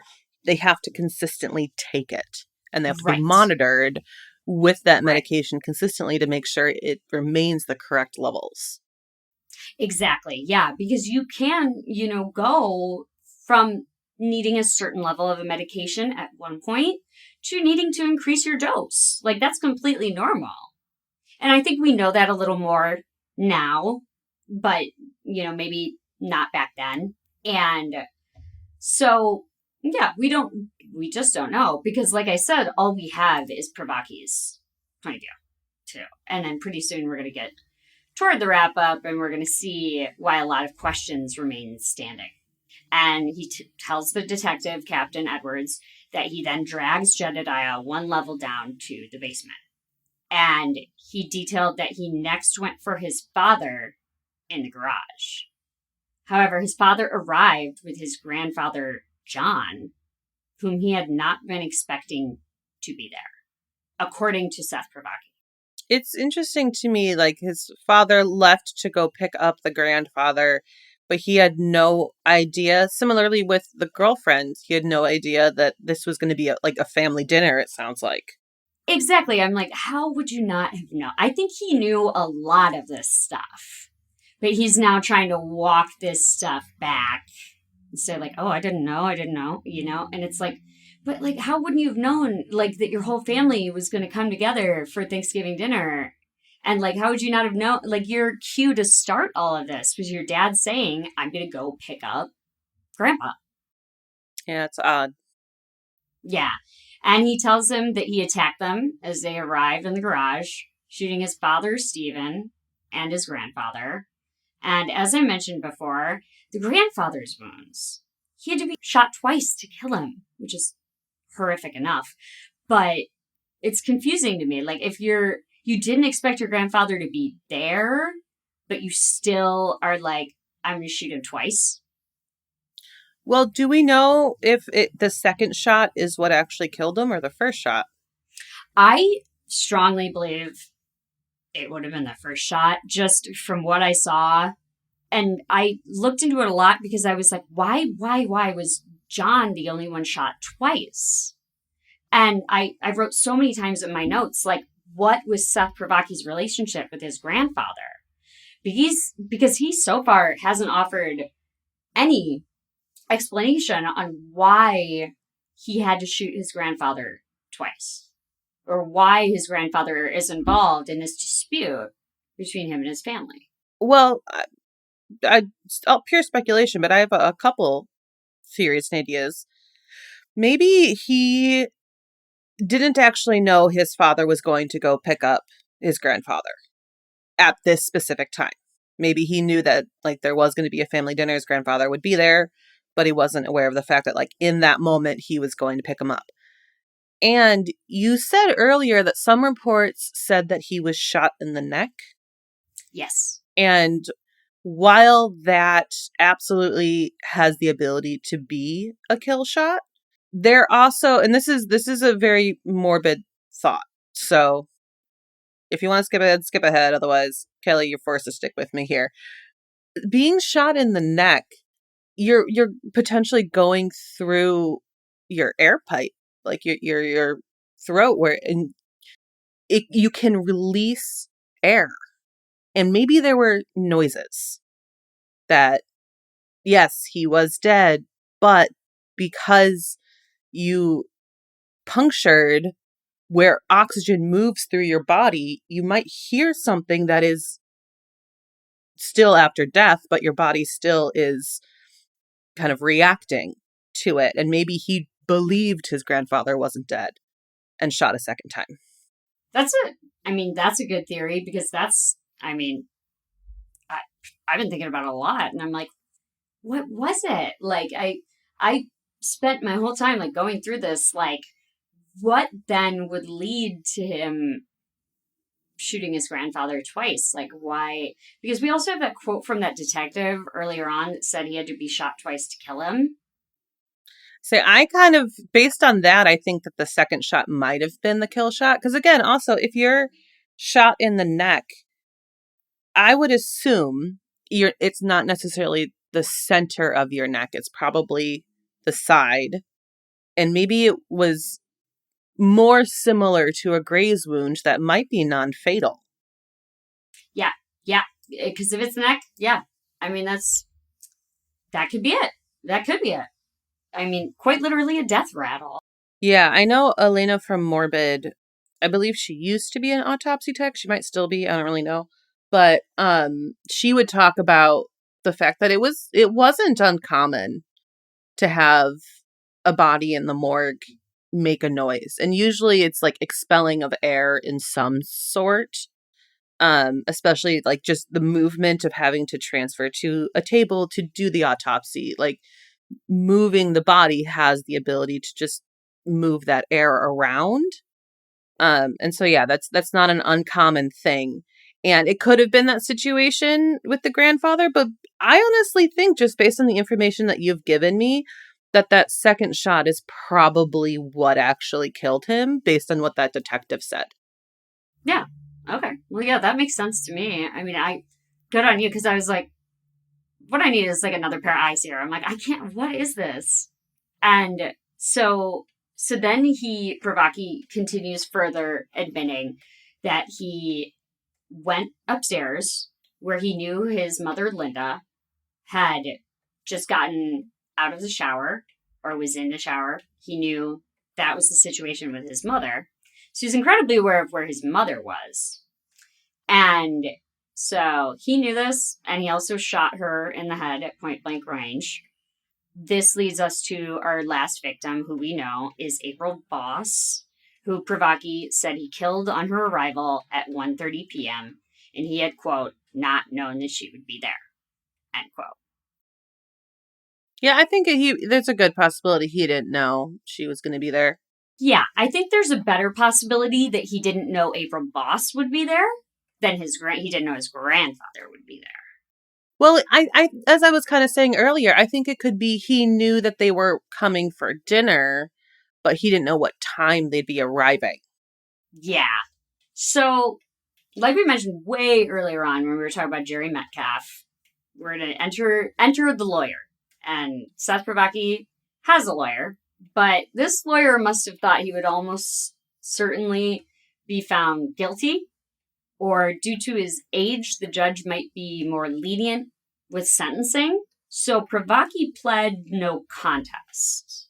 And the no contest plea was an exceptionally bad move, as Mr. Privacky was just 18 at the time of the shootings. However, that makes him a legal adult. And I mean, that's brutal, but that's a fact. He's 18, you're an adult. And also, as some of us, but maybe not all know, a no contest plea carries with it no admission of guilt to the crimes. Yeah, it's kind of a neutral plea because you're not saying I'm guilty and you're not saying I'm innocent. Right, which is like mind blowing. If I were the judge, that would be mind blowing to me. Like, wait. Detective Captain Edwards is telling me you told him all of this right away, exactly how it happened, who it was, when it happened, and you're still pleading that you have no guilt here? Disturb me. But you're not pleading that you have no guilt. You're pleading saying I have nothing to say. You're not pleading no guilt in a no contest. Sort of neutral, yeah. But that's still, to me, as a judge, I'd be like, why are you not? I think a lot of people look at it as a guilty plea. I think that that's a common assumption that people make when they see a no contest plea. But yeah, in reality, he's just saying, I don't want to talk about it. Right, yeah. And if I were a judge, I'd be like, you wanted to talk about it with Detective Captain Edwards, but all of a sudden you don't want to talk about it now? Now that we're in court? Well, now there's different consequences if he does talk about it. Yeah, he's like, yeah, no, now I do not want to talk about it. But, and so this is where we come back to the beginning, where he's charged with 5 counts. So, as we said, he is now charged with 5 counts of first degree murder. He's taken in on the 5 counts of open murder. But as he pleads no contest, we have since shifted to first degree murder. He is pleading no contest. Well, I'm sure the evidence brought forward showed the level of intent and the waiting around, all of that, which leads to the first degree murder charge. Right, because, and then he's also charged with 5 counts of felony firearm charges. Yeah, that makes sense. They go hand in hand. Yeah. So 10 felonies. And apparently Privacky had insisted on dropping his defense and making a plea, according to his defense lawyer, to Muskegon County Prosecutor Tony Tague. Prosecutor Tague said that he had extensive meetings with Privacky's defense lawyer, Fred Lasica. And he said that his client, Lasica is saying his client was intent on entering a plea, and the sooner the better, according to Tague. Well, that makes sense why he might plead no contest. His lawyer probably really pushed for that if he was asking for a plea. And Jerry Metcalf's case was similar. He also had a lawyer like this. That's why I mentioned it before, that the lawyer was kind of just, really trying to work out the plea for him. And coming out of these meetings, Tague, the prosecutor, was sure of his standing, saying, quote, Privacky realized that we have an open and shut case against him, and there's no point in going to trial, end quote. Which, all of that follows. Yeah. Well, it makes me wonder what was really going through the defense attorney's mind. Like, did he think that there was an actual chance? Or was he using the no contest plea as a bargaining chip? Because he could, put in the no contest plea and use that as, okay, if my client says he's guilty and pleads guilty, what are you going to give him? And he could have been doing that. Yeah, because we see that a lot too. Yeah, like what in exchange, will you drop these counts in exchange for pleading this? Will you alter sentencing in exchange for a plea like this, So I just checked because I wanted to check it out. And this is, of course, this is coming from Chicago Trusted Attorneys. So we are in Illinois, and this could be different in Michigan, but I kind of have to believe it's not.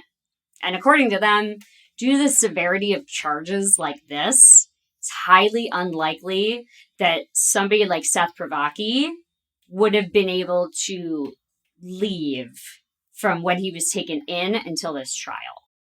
Well, yeah, that's why they set the bail so high. Yeah, $5 million.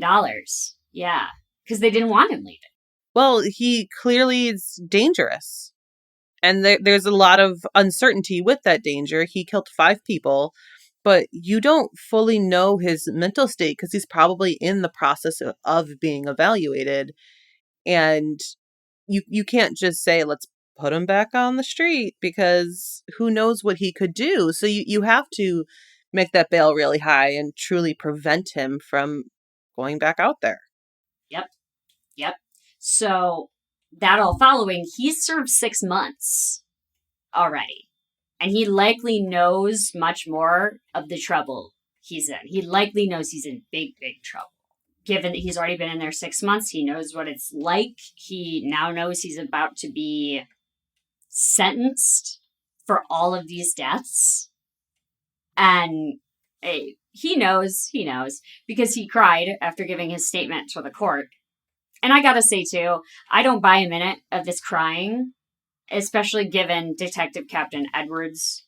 I don't buy it that all of a sudden you're crying in front of the court. Well, I think that there's a lot of different situations where the crying could be genuine, but it's not about the actual thing he's referring to when he's Yeah, crying.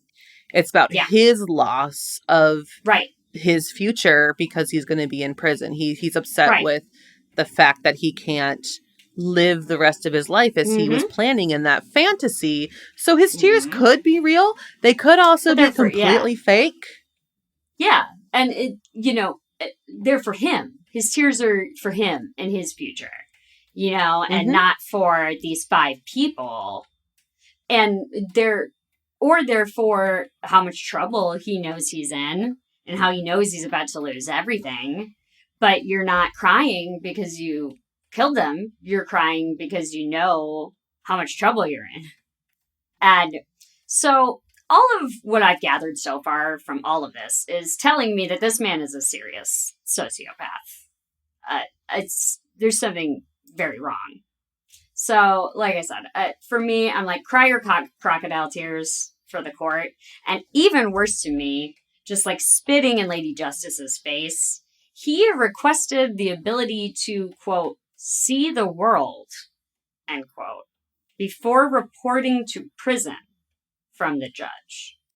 Yeah, because he has this fantastical look on life, and that's what kids in their 20s do. And like that's he wanted the normal life when it's like I was very lucky to travel at that age. Right. He wanted it. And killing Yeah. his family in his mind was his way of getting it, and when he didn't, he's upset. Yeah. So now he's crying because he's not getting what he wants. And he was denied, of course. Because you don't just get to say, I want to see the world.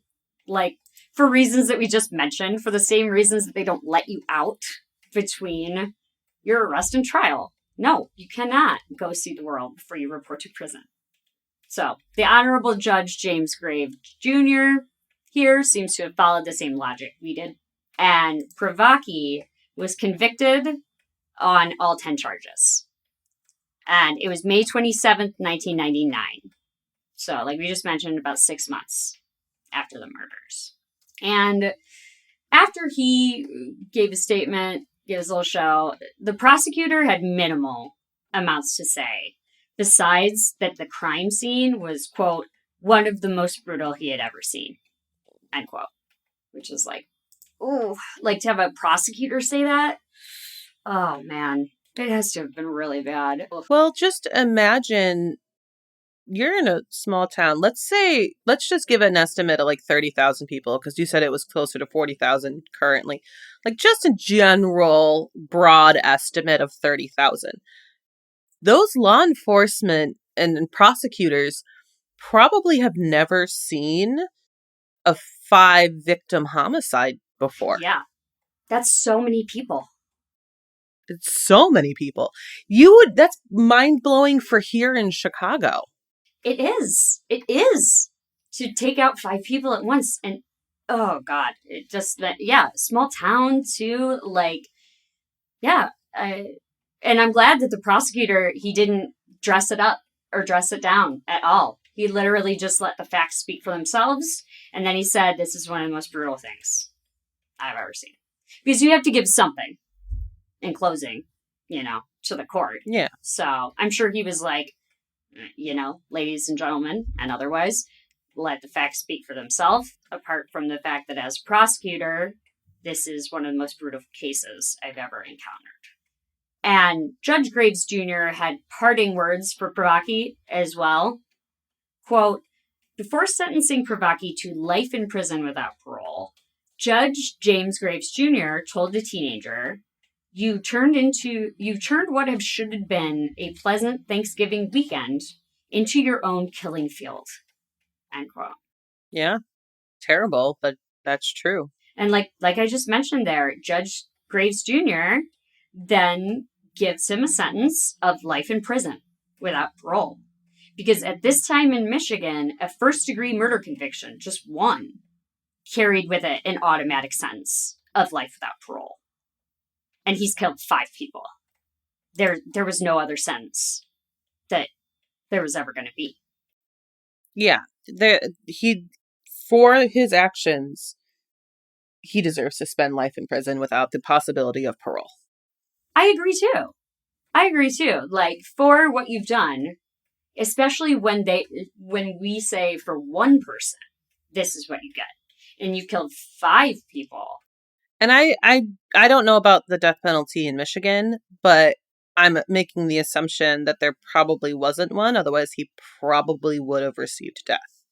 That's what I would have pictured as well. I imagine, that by this point, maybe there wasn't. And the conviction provided some measure of relief for April Boss's family, with Gary Boss, April's biological father, calling it, quote, a good thing that spared the family more pain. And so that's good to know. Mm-hmm. But now we're going to talk a little bit more about Mr. Wallace. Because if we recall, Stephen Wallace also received those charges when he was taken in by the police, even after cooperating with them. And it turns out he is sitting pretty in a haze. Most likely because he cooperated instantly with the police. He had initially been charged as an accessory to the murder and disposing of the firearm. And because of this cooperation, his charges were downgraded to 5 felony firearm charges and 5 counts of being an accessory to murder. So was he originally charged with first-degree murder or accessory to murder? So he was charged with open murder. Oh, okay. At first, that same one, that Privacky got. That still seems odd to me, because is accessory to murder part of open murder? Yeah, that's a good question. Because I feel like based on the categories, those are 2 very different things. Yeah, like, how does it work for accomplices, Because he shouldn't be charged with the murders themselves, based on everything we know. He shouldn't be charged with those. That's true, yeah. And even accessory to murder is iffy. Yeah, because you can't prove that he helped, plan it, or he helped, you can prove that he helped dispose of the firearm, and you can prove that he helped stage it, but you can't prove that he, helped plan it or execute it. Yeah, did he really walk in fully after the fact and then tried to help? Or right. How involved was he before that? Yeah, and I think that's what they're trying to work out here. But we're going to see here, all these questions that we have are going to be questions that Mr. Wallace's jury probably had as well. Because in November 1999, Wallace was acquitted in court. Like we said, way back at the top, that Seth Privacky's article immediately comes up with that his accomplice was acquitted. And he was. He apparently hired a better attorney, and they used the defense that Wallace only helped Privacky because he was, quote, in fear for his life, end quote. That's what I was saying earlier. That's what I think Seth brought him in for. Uh-huh. Yeah. He was either a really good friend or somebody you thought you could scare, wouldn't squeal, but also, this is another one that I just don't buy, that you were in fear for your life. Like, I feel like that's a line being fed to a client by a smart defense attorney, in my mind. It probably was, but I also do think that was probably true. Yeah, there is a possibility, though, that he was. And the one detective of the Muskegon County Sheriff's Office said that the verdict in this case was, quote, a travesty. So that makes me think that they probably had a lot more on Wallace, but it was, either way, you can't look away once the verdict is made. It's not how it works. Well, I don't know if I agree with that. I think that there probably wasn't enough on him, but they felt like there should be more. Because he wouldn't have been acquitted if they had all of this information on him. But that's true. I do kind of understand that defense, and I can understand why he would be acquitted. Because, like, obviously we don't know this information, but you went through this whole list of things that he did in between first showing up, leaving, and then coming back later, where he went to church and, like, did all of that stuff. It's entirely possible that Seth told him, like, go on with your day as normal, come back here after, make sure no one knows anything. Like, he could have truly threatened him into going and doing those activities. He could have threatened his family. He could have done a whole lot. Yeah, like, look what I just did to my own family. You think I won't do this to you and your family? I could totally understand the acquittal. Not that I like it, but I could absolutely understand it. Yeah, I don't like any part of it, but I also agree that I kind of understand why it happened. Because if you're sitting there in that jury box, they have to prove beyond a reasonable doubt that he felt this way. And it clearly wasn't beyond this jury's reasonable doubt that Wallace felt this fear for his life. And so now we're going to jump ahead. You would think this would be the end. There's more. We're going to jump ahead with Mr. Privacky serving 11 years of his time. And it was July 15th, 2010.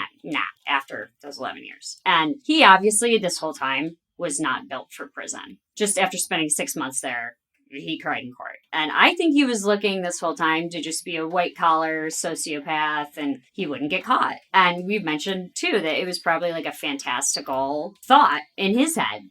Because when this happened, he was only 18. And Mr. Privacky decided 11 years was enough of his life sentence, and he began to ferment an escape plan with 2 other inmates serving sentences for murder. And they were Andrew Joseph Ross and Brian Davidson. And this is inevitably going to result as one of the worst decisions Privacky makes. And we've seen a lot so far. I said, that's kind of a big statement to say it's one of his worst decisions, because he's made a whole lot of terrible decisions in his life so far. Yeah. Terrible. Take a lap. Terrible, Mr. Privacky. Take another lap. Horrible. But this one, it's going to lead to the worst results. Because, so all 3 of these men were incarcerated at Kinross Correctional Facility, which was a low to medium security prison on Michigan's Upper Peninsula.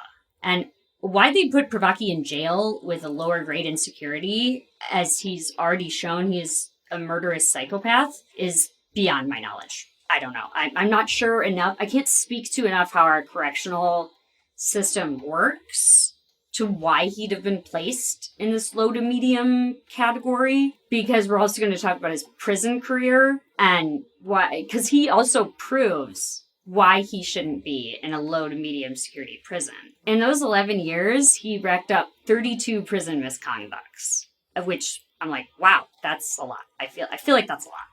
I don't know. I guess it depends on what the misconduct is. Like, it is a lot, but was it violent misconduct? Was it just bad behavior? Oh, yeah, I've got a few of them here. And you would think, though, for me, I don't know, again, I don't know how well our correctional systems are to determine this kind of stuff. Maybe one of you listeners works in corrections and you can help clear this up for me, but I would have thought that after like 20 misconducts or so, he might be moved. I can't speak to that, but I can speak to the fact that he's all over the board too in the 32 misconducts. And in there's substance abuse, gambling, and theft. And those are all on the lighter end. The biggest red flag to me here, though, is a string of misconducts related to Privacky possessing a weapon in the facility. And then later that same year, for fighting. So both of those to me sound like violent or potentially violent things. Yeah, but I guess it depends on how frequent that is. Just based on like the way that was worded, sounds like that's one instance. But like the substance abuse, gambling, and theft, Mm-hmm. those are pretty minor. Like I'm not sure if that's grounds to have somebody moved. Well, just knowing the UP. Mm-hmm. Um, Yeah, yeah. I looked up where this is, and it's in an area of the UP that I've never really been to, so I can't speak super specifically, but Mm-hmm. it's pretty isolated. Like Mm-hmm. it is, it's close to the Canadian border, it looks like, where Mm-hmm. this specifically is, Mm-hmm. but there's a good possibility you're not getting too far. Yeah. Yeah. And maybe there's a good possibility too that like a higher grade security clearance, a higher to a max security prison would have been further away, and maybe they wanted to keep him internally. Not positive, because like I said, I've never been to Michigan and I don't have a full enough understanding of how the corrections system works on as far as racking up these misconducts. I just don't have enough visibility to say like this is why. That's just my question, which is like it's interesting to me that he was in a low to medium. I know where I grew up because a lot of the counties and stuff will kind of have their own minimum security prisons. And Mm-hmm. the county I grew up in had one. And it wasn't super uncommon to hear about a jail escape or prison escape. Mm-hmm. But, and this is also like just kind of comparing kind of an isolated area surrounded by woods and pretty desolate when it comes to people. Mm-hmm. Those prisoners were typically caught within a few hours every That time. makes sense. Like it wasn't a big thing to like see in the news, like prison escape, but Yeah. then I like the noon news and then the 5 p.m. news, like everything's all good. He's back in prison. Like that wasn't an uncommon thing. So I'm just trying to like compare what it might be like northern Wisconsin versus the UP. Right, right. And yeah, I mean, that's good enough comparison for me because I didn't have that visibility. So, but I do think that all these misconducts do speak to the character of person that we're dealing with here. I think it says something about his character overall. I mean, we already know he's not a good guy. He killed his whole family, but he continued in prison with this poor behavior. And the last two misconducts, that possessing a weapon and the fighting, they happened in the same year of 2009, which is just a year before that 11 years and the July 15th, 2010 date I gave you. So it was just a year ahead. And the weapons possession was in October. So he was really busy in those last 3 months of '09. Right. There's also the conversation of, which I think kind of goes to this as well, of how rehabilitating is prison really Yeah. when you're Mm-hmm. putting all of these people who have done violent crimes in one Right. area together. Are they going to feed off of each other, or are they going to actually be rehabilitated to the point of going back onto the street and being able to blend in with everyone else without causing additional violent incidents? Yeah. And so, like, I think that goes to a lot of the misconducts and how they may be approached by the prison, because you kind of expect some of them, which is unfortunate. Yeah. And he's in there, yeah, with, like I said, just the two guys he's planning this escape with are also in there for sentencing of murder. Yeah, it's all these guys together. And that's a huge question, like how rehabilitative is prison, and it's a good question. But in Privacky's case, with these last two misconducts, the year '09, I think this is where we start to see Privacky really crack, because that's, after all, 10 years after his conviction. So he spent 10 years in jail at this point. So I think maybe he's just done. He's had it. So on this July 15th, 2010 date, he and his co-conspirators had settled on their plan. And so they took a solid 6 months to plan. If we go off when Privacky starts racking up serious misconducts in 2009. So let's say, I don't know, when the initial planning started. But I mean, perhaps they spent a good long time thinking about this. And Yeah, they have a lot of time to think about it. that's true. That's true. There's not ain't much else to do. So here's where we'll see how it all results. And Privacky and the two other inmates, Andrew Joseph Ross and Brian Davidson, carjack a correctional staff semi-truck near the prison. And they did this by overpowering a man making a delivery to Kinross. So the driver of this semi-truck was just making a delivery to the prison, and they overpowered him. And my first thought was, I hope somebody in this party of three dudes has a CDL, because that's a semi-truck. Yeah, that's not easy to maneuver. No, absolutely I deal with not. semis all the time at work, and I'm always like amazed watching them back into a loading dock. Oh yeah, like I just making them seeing them make a turn on a regular 2-lane road. I'm like, how are you doing this? How are you doing this? And we're gonna see, I think soon, clearly that none of these three guys has a CDL or knows, maybe, I don't know. But it was 9:10 a.m. when they were able to obtain this vehicle, and the grand plan that they put together was to just drive it through the double fence of the prison. Okay. I was like, again, not a great, you haven't, in all this time, Seth, you haven't really gotten any better. Honestly, it probably is their best plan, but it's still terrible. Yeah, it could be the only plan. Still a terrible probably their best plan. Because also, yeah, this is July, okay? So it's like, you don't have the winters of the UP. But it's still treacherous out there. Yeah. Like, you're still kind of in the middle of nowhere, in the middle of the woods. Like, you want some sort of shelter, so a truck is probably a decent choice if you can get it out of there. Mm-hmm. But it's not inconspicuous. No, not at all. And it was so inconspicuous, so they drive it through, in quotations here, through. They created a large breach in the fence, but they did not break on through to freedom, as I'm sure they thought they might. They did not. They created, it was just called a breach, so what I'm assuming is they maybe hit that first fence and, scattered it open wide. I mean, this is why I'm just thinking nobody in this truck must have had a CDL. Because... Well, they probably couldn't get far enough away to get up to the right speed to actually break through. But they probably put a decent-sized hole in it to create a breach to let people out.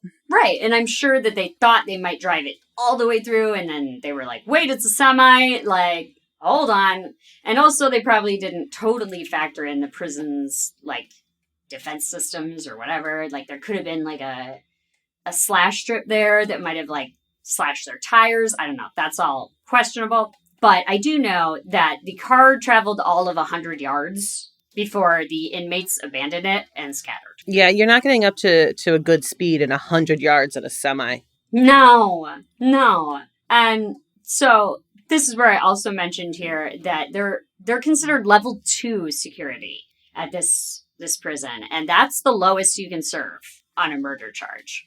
And as the men scatter, Privacky starts to run and keeps on running. And then, like I said, this is the biggest mistake he makes. He makes another serious miscalculation, as we've seen as a pattern with him. He is ordered to stop running by correctional officers. He does not. He made it across the street. And he makes it across the street, and that's as far as he is going to go. Because he was then shot dead in his head, just like all his victims, by a correctional officer. Yeah. They have that is their job. Yeah, that is their job. Yeah. Yeah, to prevent you from getting out. Right, you're not supposed to leave. And my whole job here is to make sure that you don't. I ordered you to stop, and you didn't. Hence, what happened. But I do call it his most serious mistake here because it does lead to the end of his life. That's the only reason. The other mistakes were also very bad. But this is the one with arguably the worst kind. I don't want to even say that because it's just Privacky. I'm not sure if I agree with that. It's a decision that led to another death. Yet another death. Yeah, exactly. Yeah, yet another. And he died on that July 15th, 2010, at 30 years old, after serving just 11 years for the murder of 5 other human beings. And he should be here right now in jail, serving the sentence that was mandated by the court for stealing his family and an innocent girlfriend from their clearly very close-knit community. And as we've often seen, he was clearly just too cowardly to serve the consequences of his actions that were determined by the judge and a jury of his peers. And after seeing Privacky shot dead, Ross and Davidson also surrendered, which was probably the right They made move. probably the best decision in the circumstances. Yeah, the best decision of the day was you two. Oh no, the best decision of the day would to not be attempting to escape and stealing a semi, but of their current options in that moment. Yeah, of what you have in front of you. Your best move here is to say, I surrender, forget it. Nope, just forget it. I'll go back inside. That's cool. Because also, I mean, this correctional officer must have had incredible aim. Like, just a great shot. Because he was across the street and they nailed him in the head. They probably had towers. Oh, yeah. I just still... Like, do you know if this correction officer was on the ground or in a tower? Because that makes a whole lot of difference. That I'm not sure of. I assumed they were on the ground and shot from there. But if they're in a tower, yeah, better odds. Do correctional officers usually carry guns? I guess I don't know this.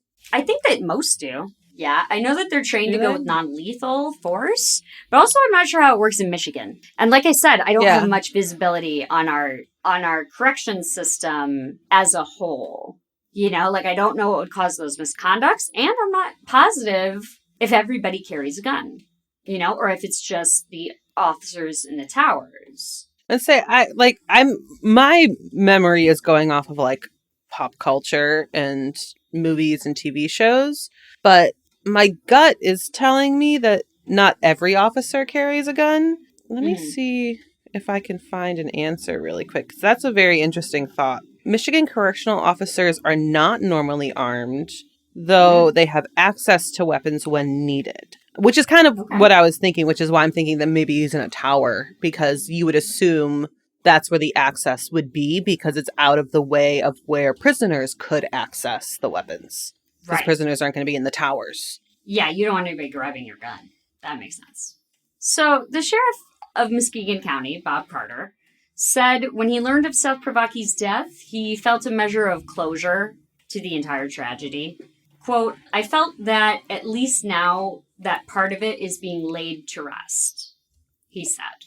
And as we mentioned, Ross and Davidson were also serving sentences for murder. Ross apparently had a lesser charge, as after the escape attempt, he was subsequently sentenced to life in prison. So, he apparently had a lesser charge. He could have had life with the possibility of parole or something. Right, and they may have pulled that parole on him. Yeah. And Davidson, in a whole bag of bullshit, he was already serving a life sentence for murder.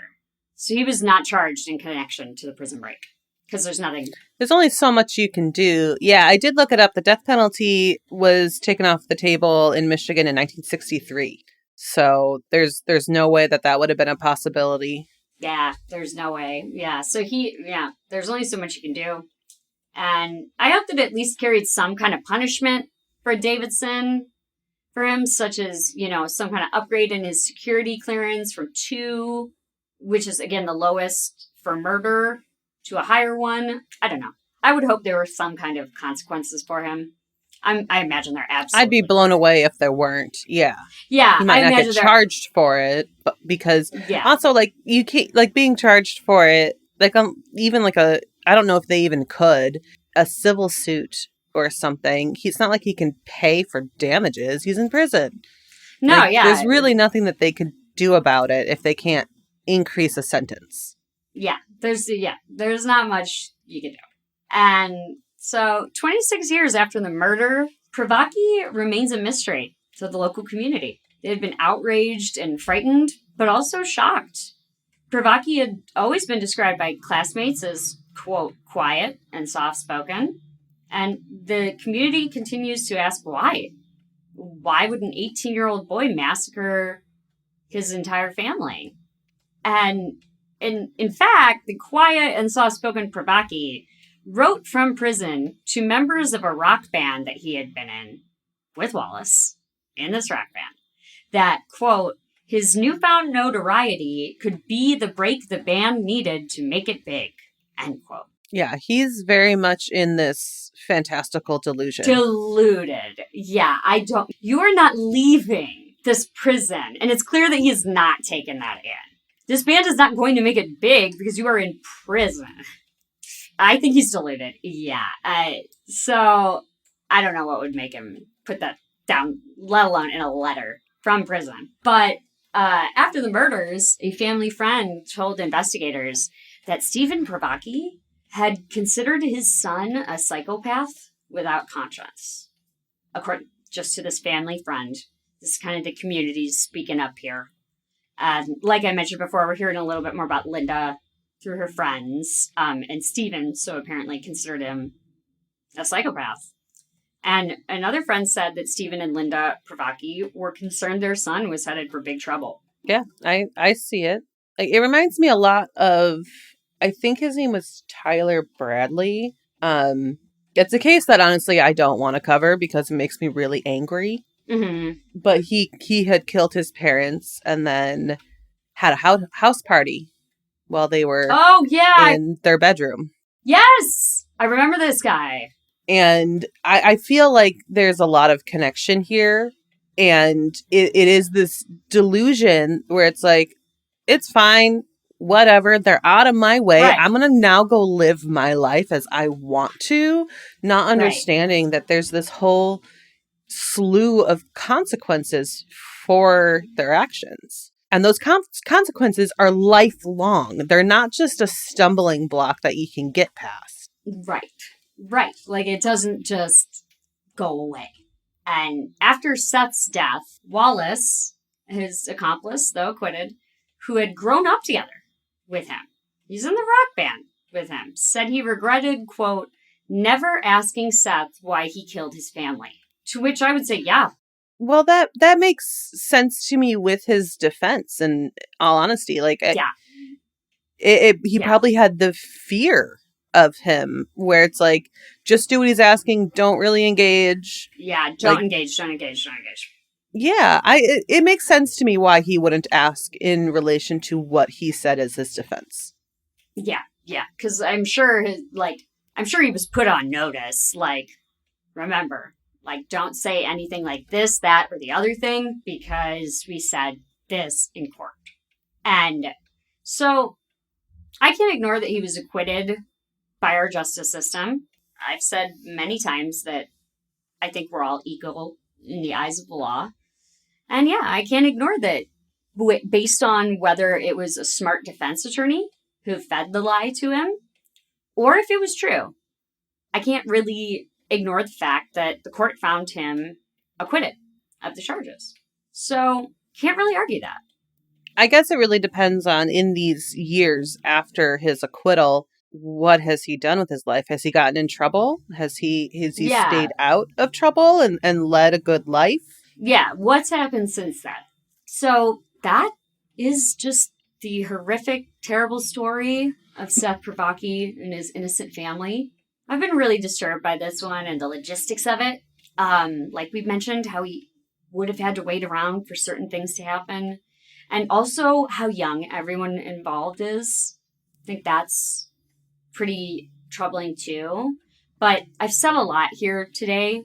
And I'll now just say, Sam, what are your thoughts? You've given me a lot of things to think about today. I think that there's a lot to this when it comes to his mental, kind of like what mental state he was in. Right.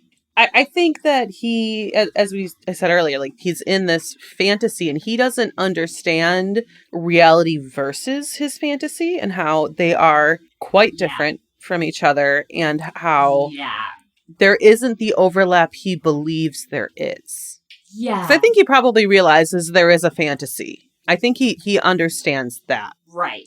But he thinks that there's a lot more overlap in these two worlds, where it's like, okay, this stumbling block happened. If I just escape from prison, I can go on and do this, and maybe I can have my rock band back. Like he doesn't have that understanding that that's Right. Like, not no. feasible. Right. Let alone the idea of like becoming famous from your rock band when you're an escaped felon. Like, right. Yeah. What was the plan there? Yeah. Like, I'll escape prison and then we're going to make it big, you guys. Nobody will notice. yeah, like you're not like Ghost. Like you don't have your identity Right. hidden, even though they don't even either. But like Sleep Token, it's not like you're just like band number one. Right. Like, They're doing their Ghost is doing their very best, though. Like, and even they're still, just like we'd be doing our best if we went out there and committed a crime. We'd still get caught. yeah, it's just he has no understanding Yeah. of the two different worlds, and I think that explains a lot in what he did. And we'll never actually understand it, but it explains at least enough of what was going through his mind to know that he was not stable. Yeah. Yeah. You're right. It does explain a good deal of the decisions made here in all aspects. If you consider that, like that he very clearly needed more out of mental health care than I truly think his parents did try to provide him all they could. But there's a certain point too where you have to come to terms with the fact that you need some help and, kind of give it up to some people who can help you. And maybe he wasn't willing to do that. It also looks like when I was just kind of like looked at it quickly just to get like the photos and stuff as a visual reference.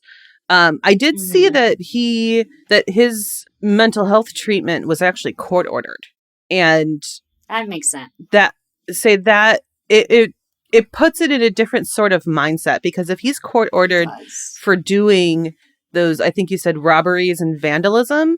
Yeah. You're going in with a different sort of expectation of what sort of help he may need, when in reality, he needed a very different type of help that they may not have just gotten to figuring out yet. Yeah. And they might not have been able to figure it out. Yeah, they had such little time. He was only 18. His father, as I mentioned, was only 50. Linda was only 49. That's such little time. 18 years to get to know your son. That's such a short amount of time.